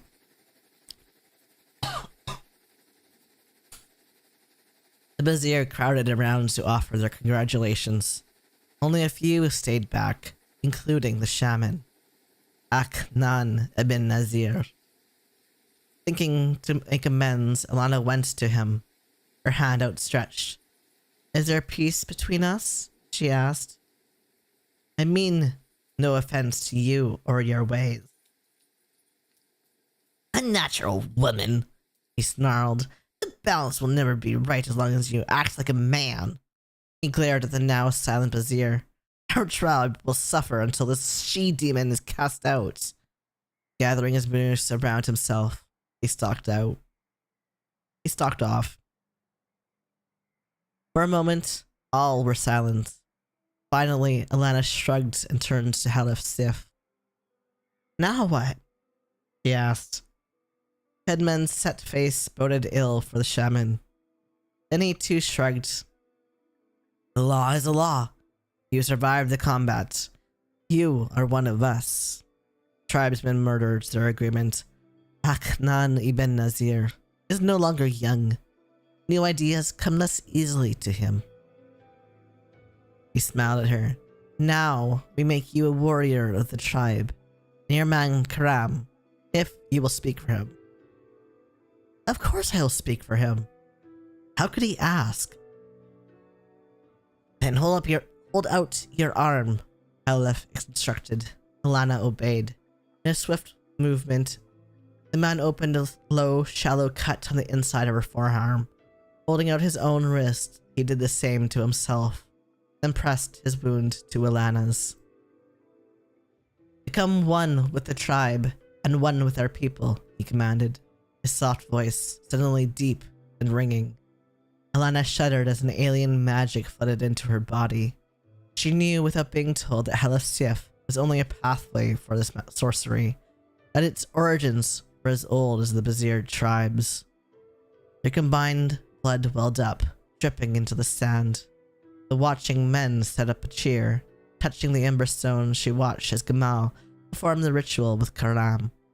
The magic was glittering white, filled the air around them all, flooding from every Vizier present. She let Ishak bind up her arm, feeling a moment's sympathy for Karam. The ex-soldier was obviously unhappy that he had taken part in an exercise of sorcery, albeit a short one. Now they were truly members of the Vizier, tied by blood and magic to the desert men. The drinking started. Women brought out food as the men told stories, recounting their greatest legends for the two new members of the tribe. The sky was grey in the east when Alana gave up and went to bed. Karam had been moved into bachelor quarters. Evidently, her new status did not excuse her from the proprieties. Amused, she fell onto her pillow and sank immediately into sleep. Sunlight in her eyes roused her. Her tent flap was open. From the sun's position, she saw it was noon. Moaning and clenching her aching head, Alana lurched to her feet. "We've been waiting forever," Karam announced. Alana scowled at the two busier girls who had welcomed her the previous day. "I didn't get to bed until dawn," she growled. She ducked behind a partition and changed her clothes, feeling very old and much the worse for a night of date wine. "They made you a warrior of the tribe." Kara's voice was filled with awe. "And you're a woman." Alana pulled on the fresh tan burnous she found with her clothes. If she was a vizier, she might as well dress like one. Emerging from behind the partition, she bathed her face in a basin of water. Aknan ibn Zir says you are a demon," Karam told her. "He says you have destroyed the eternal balance. He wants us all to kill you." Alana dried her face briskly and pulled a comb through her hair before answering. "Nonsense. Your eternal balance is destroyed. Why did the sun rise? If I'm a demon, why do I have such a headache?" Using fresh water, she cleaned her teeth. "Are all the women in the north warriors?" Karam asked. Kara was setting out breakfast, fruit and chilled fruit juice, rolls and cheese. "Are you all sorcerers and she-demons?" Alana rubbed her aching head. Was she supposed to eat all that? "Hardly," she replied to Karam. She sat awkwardly before the low table, crossing her legs before her. Inspired, she told the girls, "Why don't you join me? I'd welcome the company." It wasn't quite the truth, but chances were the girls would be far hungrier than she was at the moment. Karam needed no urging, but Kara hesitated. "It wouldn't be proper," she demurred, her eyes uncertain over her face veil. "Of course it's proper," Alana said firmly. "I'm female, aren't I? At least I was the last time I checked." Even Kara smiled at that. She and Karam slipped off their veils. Kara was older, fine-boned and dark-eyed, with two deep-set dimples framing her mouth. Karam had mischievous gray-brown eyes and a pointed little chin. Both were too thin, even for rapidly growing teenagers, and their clothes were of poor quality. If Alana remembered Sir Miles's teaching correctly, both were old enough to be married. Desert people contracted alliances for the daughters when they first donned veils at the age of 12. Why were these two single? Alana picked up a roll, and the girls eagerly helped themselves. "If the northern women aren't warriors," Karam went on, her mouth full, "how did you become a knight?" Alana smiled reluctantly. "It wasn't easy," she admitted. Seeing that her audience was listening intently, she sighed. "I was 10. My mother died giving my twin brother and me birth. Our father was a scholar who cared more for his work than us. Ram raised us, an old Maud, who was our village healing woman. You see, Tom had no turn for woodcraft and archery, and I did. He was good at magical things. When our father decided it was time for me to go to the convent and learn to be a lady, I didn't want to, and Tom didn't want to go to the palace to become a knight." "You've changed places," whispered Karam. Kara's eyes were like saucers. Alana nodded. "Tom forged letters from our father. We went to the city of the gods. He went to the city of the gods, and I went to the palace as his twin brother, Alan." "Your brother disguised himself as a girl?" Kara wanted to know. Alana laughed. "Of course not. The daughters at the convent took boys who would be priests and sorcerers until they were 12 or so. Then Tom went to the Mithran priest to complete his studies. He left them only a few months ago." He's the youngest master living. He must have great power, Kara breathed. He certainly does, Alana replied slowly.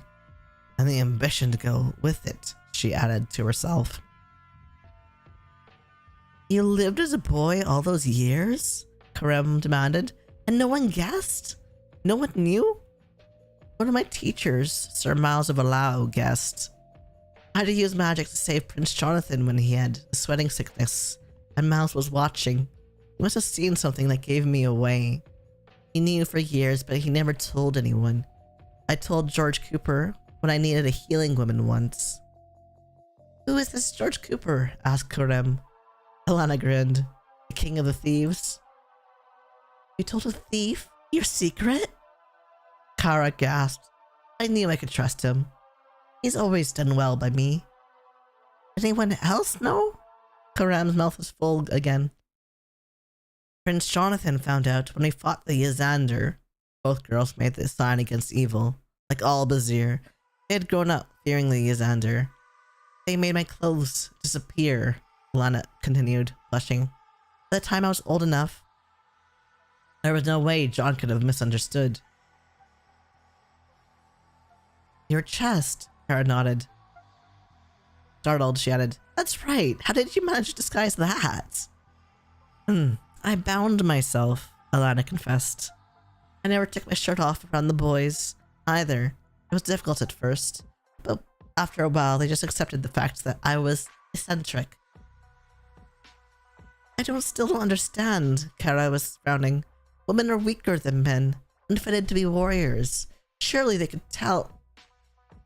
Not for me, Alana said firmly, finishing off her juice. I worked hard to win my shield. I got up early, I practiced late at night. It was hard, very hard, but it was worth it. I was good enough that Jonathan made me his squire. Did he change his mind when he found out the truth? Karam asked as she tidied up. Alana's blush returned. No, said he didn't care. I was still one of the best fighters at court. None of our men would have said that, Karam muttered, even if it was true. You can't know that, Alana told the younger girl. I didn't find out until recently that Miles had known all these years. Men are peculiar. Looking at Kara, she said, Why are you so unhappy? You never had a young man, Kara explained mournfully. You know, to bring you tokens. To take you walking. Neither have we, Karam reminded her. We're practically outcasts from the tribe, Kara responded. Surely Lana's case is different. Unless Prince Jonathan, Karam muttered. Both girls saw the misty smile on Alana's face and giggled. It's time for me to have a look around the village, Alana told them as she rose. She couldn't explain that her relationship with John had progressed far beyond the tokens and the walks stage. Neither could she tell these two innocents that George, the king of thieves, had indicated more than once he would like to take Jonathan's place in her affections. They would just be confused, Alana told herself, as the girls donned their face veils once more. Although they certainly can't be any more confused than I am. The dust-colored tent village was quiet, except for the laughter of children and the cackle of chickens. Few men were visible, either riding or sleeping off last night, Alana thought grumpily.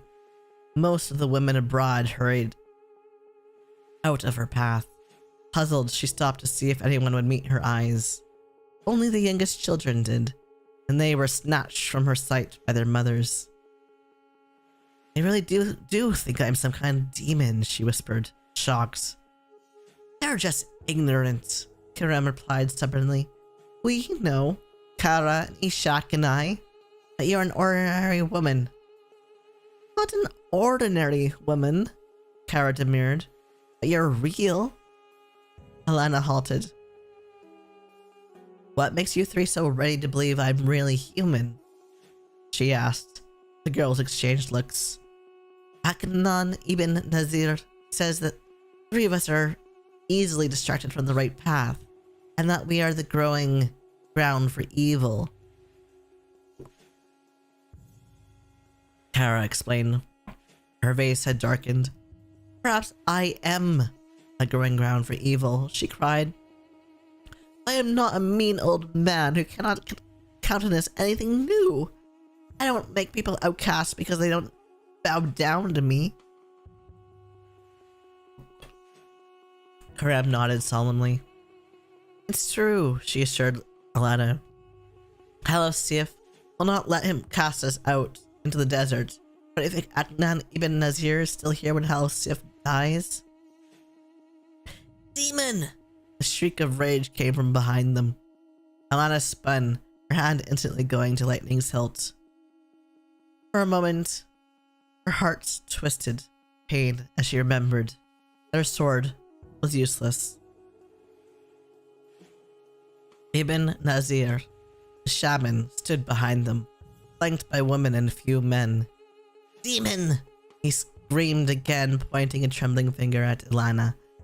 Not content with the soul of Halaf Sif, he tried to steal our young ones. He grabbed Kara's arm and yanked, almost making her fall. Halaf Sif came out of a nearby tent, going to stand beside Alana and Kurem. He raised polite brows. I believe I retained my soul, Aknan ibn Nazir, he said quietly. Surely I would know if it was gone. Alana stared wide-eyed at the sword, which Ibn Nazir had not been wearing the day before. It was a crystal sword that had so neatly sheared Lightning's blade. A sword she thought was left in the desert. So that's what he was doing. Sneaking off last night, she thought.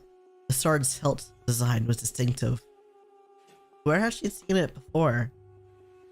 She has bewitched you, the shaman cried, his eyes bulging with fury, as she has bewitched these others. The wave of his hands took in the girls. He gasped as Faithful suddenly leapt out, seemingly from nowhere, to land spitting in the sand before the shaman. Away, demon! Practically he drew shimmering yellow magical symbols in the air. Stop! Alana reacted. A wall of purple magic streaking from her fingers to surround Faithful. Just as yellow fire left the shaman's hands, it shattered against the wall, protecting Faithful. Ibn Nazir swore. For a moment, there was silence as the violet wall faded from sight. Perhaps now you will give more courtesy to the companions of the woman who rides like a man, Aknan ibn Nazir. Alaf commented, his voice a quiet warning. Tell me now where you obtained the sword you wear. It lay in the desert for anyone to take it who could, the older man spat. I knew the spells to assuage his hunger and to give it a greater life. Let me see it, Halaf Sif ordered, stretching out his hand. When the shaman hesitated, the younger man's face grew stern. I am headman here, and headman I stay until the voice of the tribes takes my right from me. The request is reasonable. Do not defy me. Trembling with fury, the shaman unclipped the sword's sheath and held it out. The shaman reached for it. Stop him, Faithful warned. Don't touch it, Alana cried. Everyone looked at her. Ibn Nazir glared pure hate. Fingering Lightning's hilt, Alana continued. Such swords bite, Halaf. I imagine Aknan ibn Nazir knows it too. She gripped the silver hilt of the crystal blade and drew it. The sword's magic screeched through her. Alana bit back a yell of pain. Sweat poured down her face. She struggled with pure magic, slowly forcing it to her will. At last, the sword's resistance lessened. She looked up at Halef. It might have killed you, Unless you have the gift. The man shook his head. It's magic. The magic's been used for killing and breaking. It can only be controlled by someone with a gift. You don't have to be a great sorcerer. Just stubborn. Aleph Sief rounded on Ibn Nazir. You knew this? His soft voice was dangerous. I swear I did not. The shaman cried. I know of the power, as would any man who grasped it in his hand. Or any woman, murmured Ishak, who had followed Aleph. Ibn Nazir glared at him swiftly before returning to Halasief. That it would harm, even kill the headmen. He drew himself up as far as he could. Such an offense is one no shaman would commit. Halasief, has this woman so corrupted you that you see evil everywhere you turn? Alana studied the crystal sword. Its hilt was slightly longer than lightning's, etched with occult symbols, and studded the pommel with a sapphire and diamonds. She had seen symbols like these recently. Remembering, she dropped the blade, backing away from it in horror. The shaman stooped and grabbed it, slamming it into its sheath. What's wrong with you? Karam demanded softly. She had not seen him arrive. Roger, she whispered. The hilt. The same as Duke Roger's wizard's rod. I'll never be free of him. She turned and fled to her tent, Faithful galloping after her. Who is this Roger? Aleph Sief asked Karam as the crowds dispersed. Alana's friend waited until they were alone before he replied, and he kept his powerful voice low. Duke Roger Conte. Him that was the next in line to Prince Jonathan for the throne of Turtal. Aleph made the sign against evil. The great sorcerer who was killed not one moon past? Karam nodded. Aye. She slew him. For his plot to kill the queen. He sighed. She always hated the Duke. Feared him even. He felt the same about her. She killed him in proper combat before the king and his courts, but she never felt right about it. His dark eyes were thoughtful. I'd give a lot to know how a sword that looks like his wizard's rod turned up in her path now. Aleph Sief put his hand on Karam's shoulder. She has been chosen by the gods. Is that not reason enough? Alana remained alone in her tent until dark, heading faithful and remembering. No matter how she looked at it, she could see no way she could have done things differently. Made wary and aware by her ordeal of knighthood, she had searched Duke Roger's quarters. She had found enough evidence to damn him in any eyes.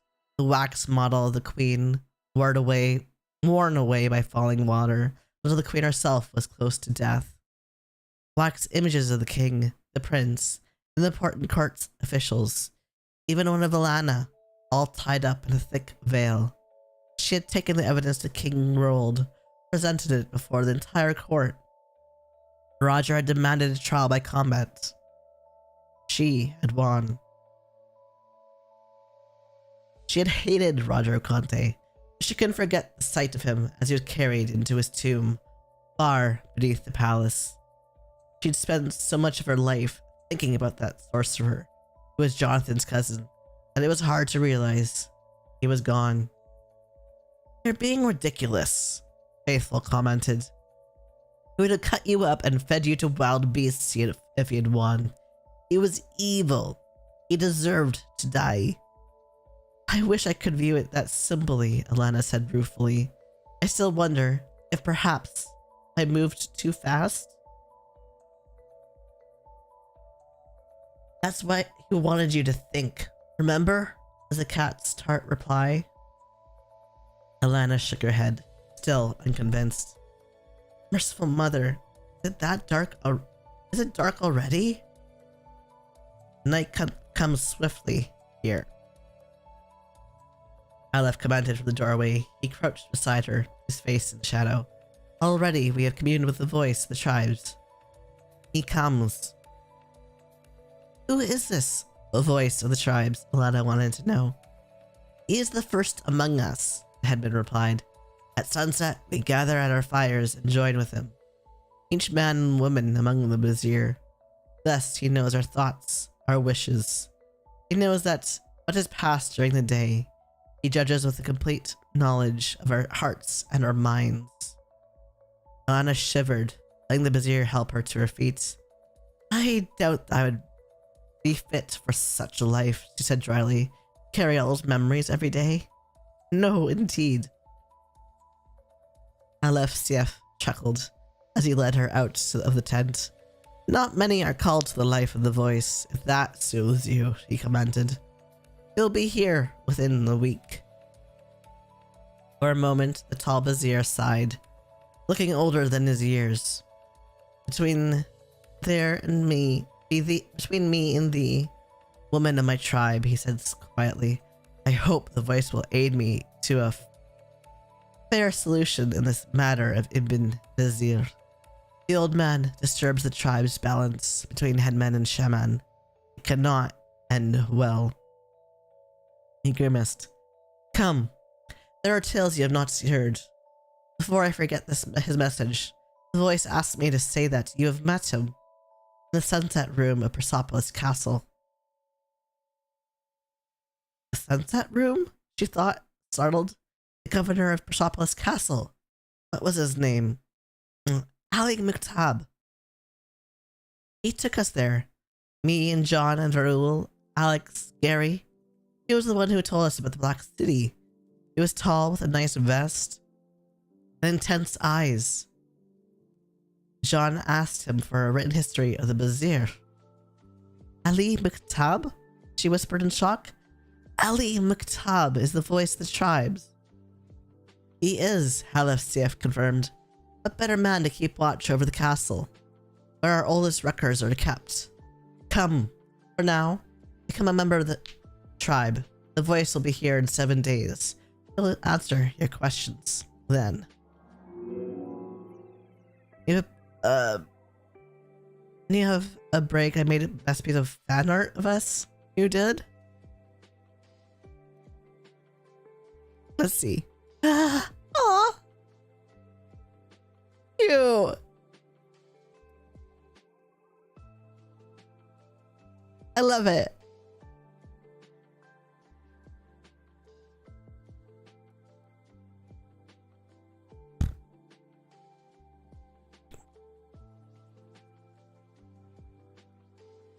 It's a rough image. It felt right. It's us. Yes. I definitely lead you around by leash and collar.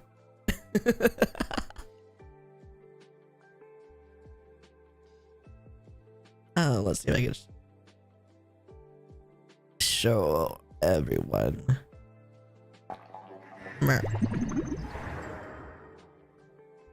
Oh, apparently things are broken. Lovely. I guess I can't show everyone right now. I'm sorry.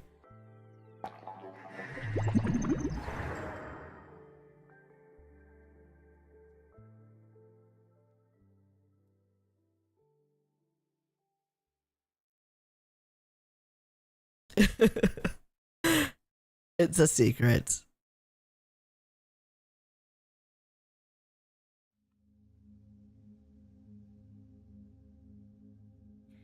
Like half a second to draw.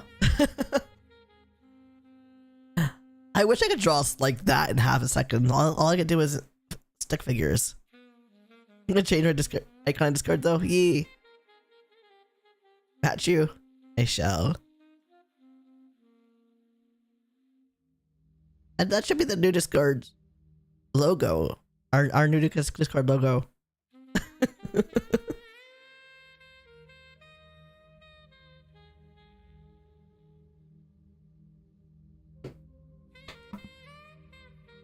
Logo icon is what I'm meaning.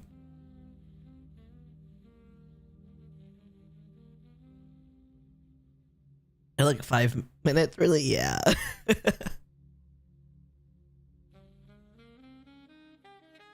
But hey, as long as you're having fun, time doesn't matter, right?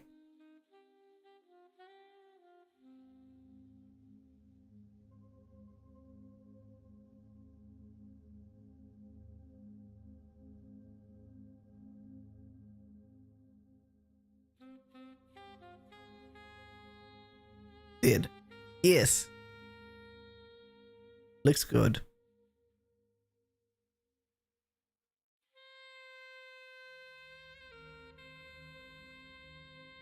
It's an open party.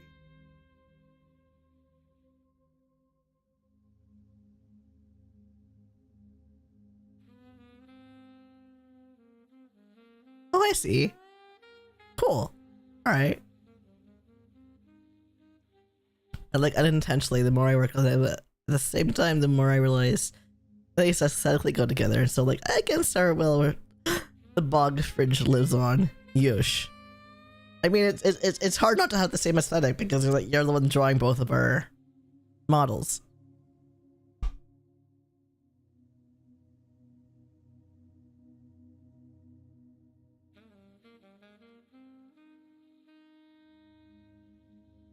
I keep wondering when the book disappears because I swear I'm not pushing any button to remove the book, so.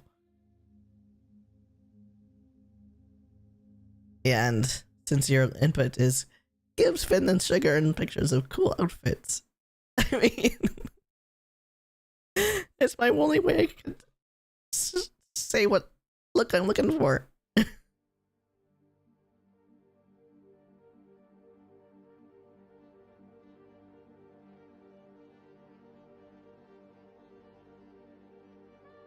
Yeah, it's not like you're so different ideas that I was kind of overtake. Yeah, I am limited to your skill, which isn't a limit. It's not a limit per se, but like I'm just like it's not like I'm gonna say like draw like this person. I want this person's artwork, but you to draw it like that.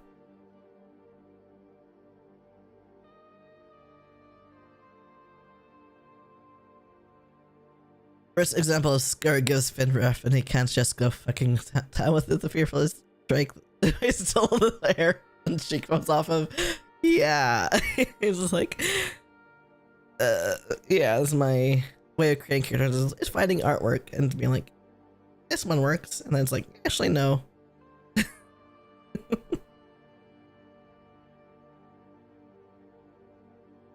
And skin tone.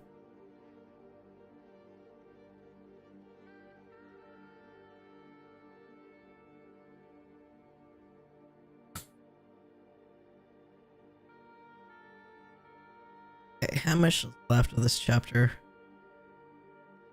I think I'm gonna be done after this chapter.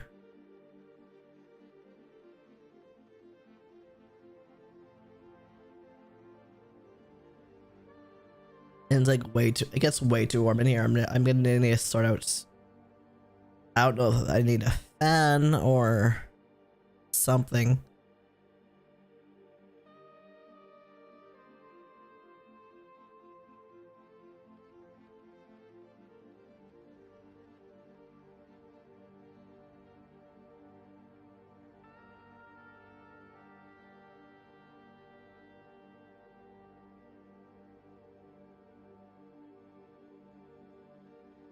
Yeah, makes sense.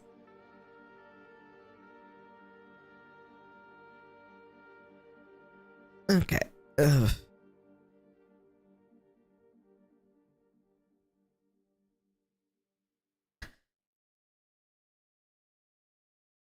Caliph Sif was a man of his word. Alana Karama returning from a hunt with the young men of the tribe a week later when Faithful trotted out of the village to meet him. He's here, he yelled to Alana in their private language, the voice of the tribe. He has very good taste. He likes cats.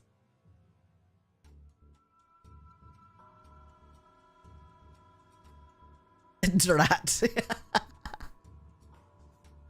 I was putting something away nearby and chuckle at the thought of it hit me. Drat. Yeah, it makes sense. Like, man, should it be like, wouldn't it be like more like drats?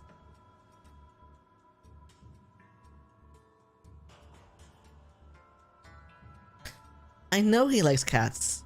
I don't think he has an indication. I don't think that's an indication of good taste, Alana replied, leading Moonlight to her hitching place with the tribe's other horses. Who's with him now? The shaman, Ethel replied.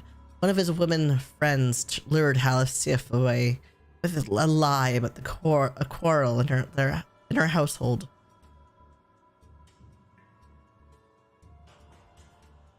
Drots, yes, but Drots is an exclamation. The news isn't good, Karam asked quietly. As they rubbed their horses down, Helena shook her head. Ibn Nazir's still in a march on us with Ali Mektab. Karam raised his thick brows. The voice of the tribes? But weren't you saying you're friends once? Helena shrugged, leading the way to her tent. That was 6 years ago. He may have changed. I don't know if he was this voice of the tribes then. She opened her tent flap and stopped, astounded at the 5 bundles piled neatly inside. What in the name of? It is the first written history of the Vizier. A smooth voice behind them made Alana and Karam jump. They turned to face Ali Mektab. The voice of the tribes wore a flowing blue burnous tied with a darker blue cord. Religious colors among the Vizier. Alana remembered. He was the same as when she had seen him last. Tall, with walnut-colored skin and a neatly trimmed mustache. His large, hooded eyes framed with long curly lashes. He bowed now, his well-carved mouth turning up in a very small smile. Remembering her manners, Alana invited him in. She was just wondering how she would offer hospitality when a distinguished guest, when Kara and Ishak arrived, bearing chilled wine and fruit. They presented their offerings first to Mektab, then to Alana and Karam, before taking up stations just outside the tent flap. Mektab chuckled. I see you have been adopted, he commented. Those are 2 of the 3 young ones you've bewitched. She hasn't bewitched anyone, Karam growled, emptying his cup with one gulp. Ibn Nazir is a dried-up, jealous old man. This is Karam Smithson, Alana explained to the Vizier. He taught me the basics of the knight's arts, and he looked after me when I was a page. For a moment, Karam received the full power of Mektab's eyes as the Vizier opened them wide, examining him from top to toe. Oddly, the burly man turned red. She's Trebond, he said as if answering a question. Smithsons have served Trebond for generations. You've always been blessed in your friends, Ali Mektab said to Alana. I suppose by now you are aware of it. Alana nodded, blushing herself. And so, you are a knight, and you have told all that you are female. But you are not happy? Alana fiddled nervously with the ember stone around her neck. I have a few things on my mind. She didn't object when mouse.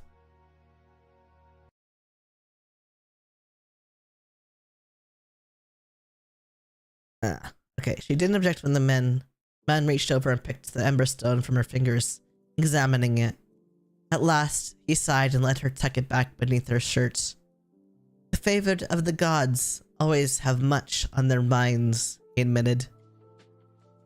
The shaman says I'm an unnatural leader because I will not order you slain. He thinks you have bewitched me. Is this so? He was smiling. Suddenly, Alana felt as if a burden had been taken from her. This enigmatic man was still her friend, for whatever reason. Karam snorted with derision. And when did she have the time to do that? Mektab nodded.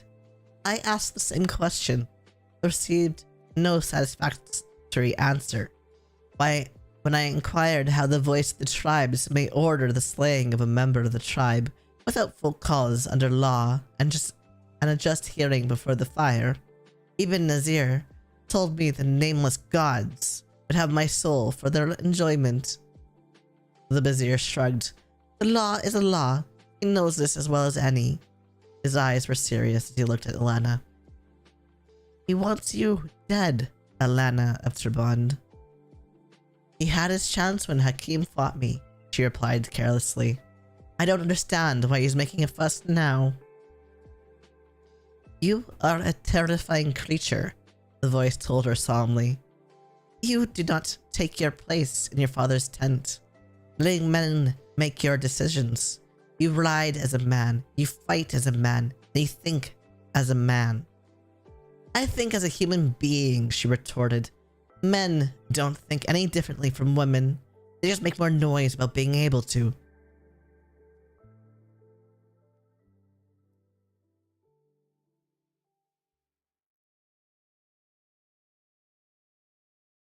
As Karam chuckled, Mukhtab said, Have you not discovered that when people, men and women, find a woman who acts intelligently, they say she acts like a man?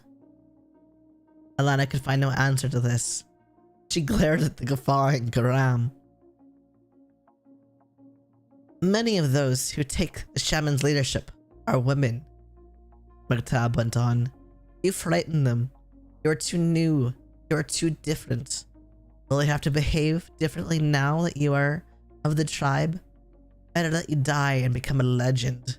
Legends force no one to change. This is too silly for words, Alana snapped. Why have you brought this history to me? She waved at the bundles of scrolls. 6 years ago, Prince Jonathan indicated he would be interested in a written history of the Vizier. Mukhtab explained. Since your return to the north, my people in Tahai have labored long on just such a written record. Our tribes are very old. These scrolls tell all our story.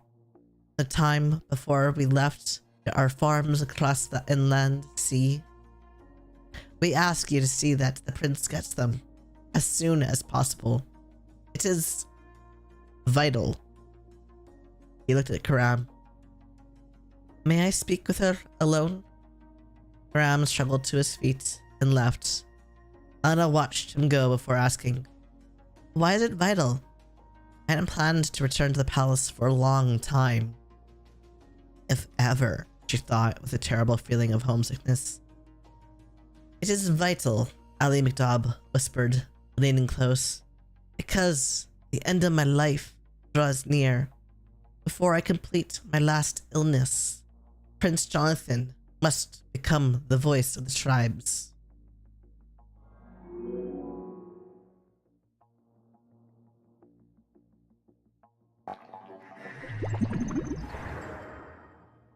Okay. Dean Pet Slapper. Yeah, that one's not gonna work right now either. Sorry, Pop.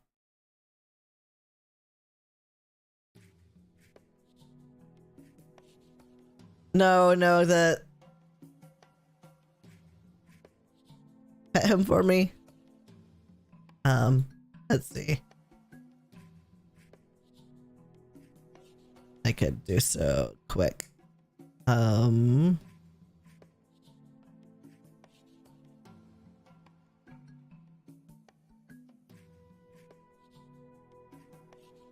I can't do it from here. Shoot. Pet him with your mind. Oh, wait, here. I can... Maybe...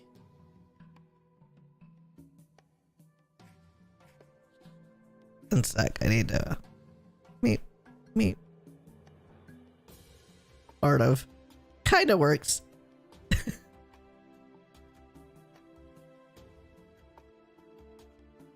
Kinda works. Petting yourself there. Yeah. Good job.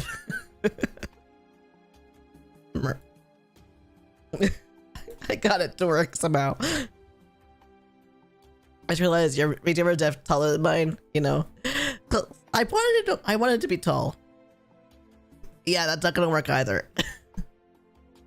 The program I use for voice commands isn't on right now. Yeah, I wanted to be short.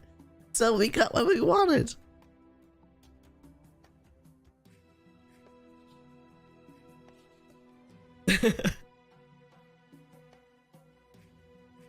It's funny, just like IRL, you're unintentionally tall and I'm unintentionally short.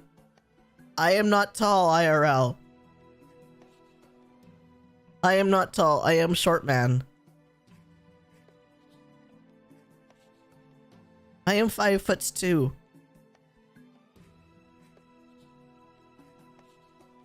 I am short man.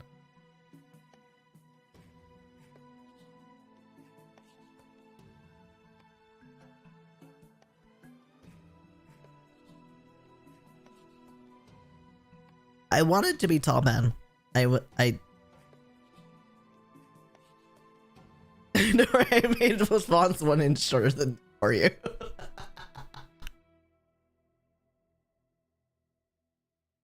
How kind.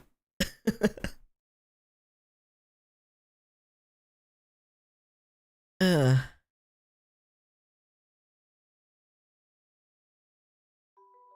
means you need to stool with Leslie. You'd always need to stool with Leslie.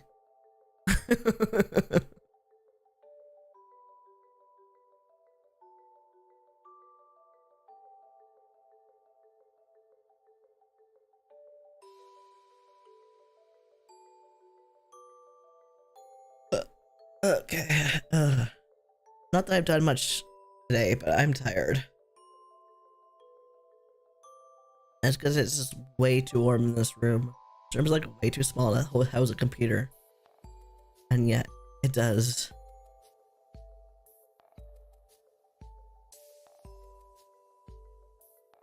I need to sort that out somehow.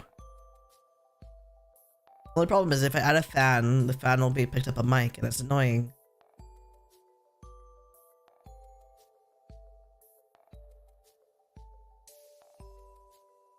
I can just stream in the nude, no one will know. No, I wouldn't do that. It wouldn't stop it from being warm in here either.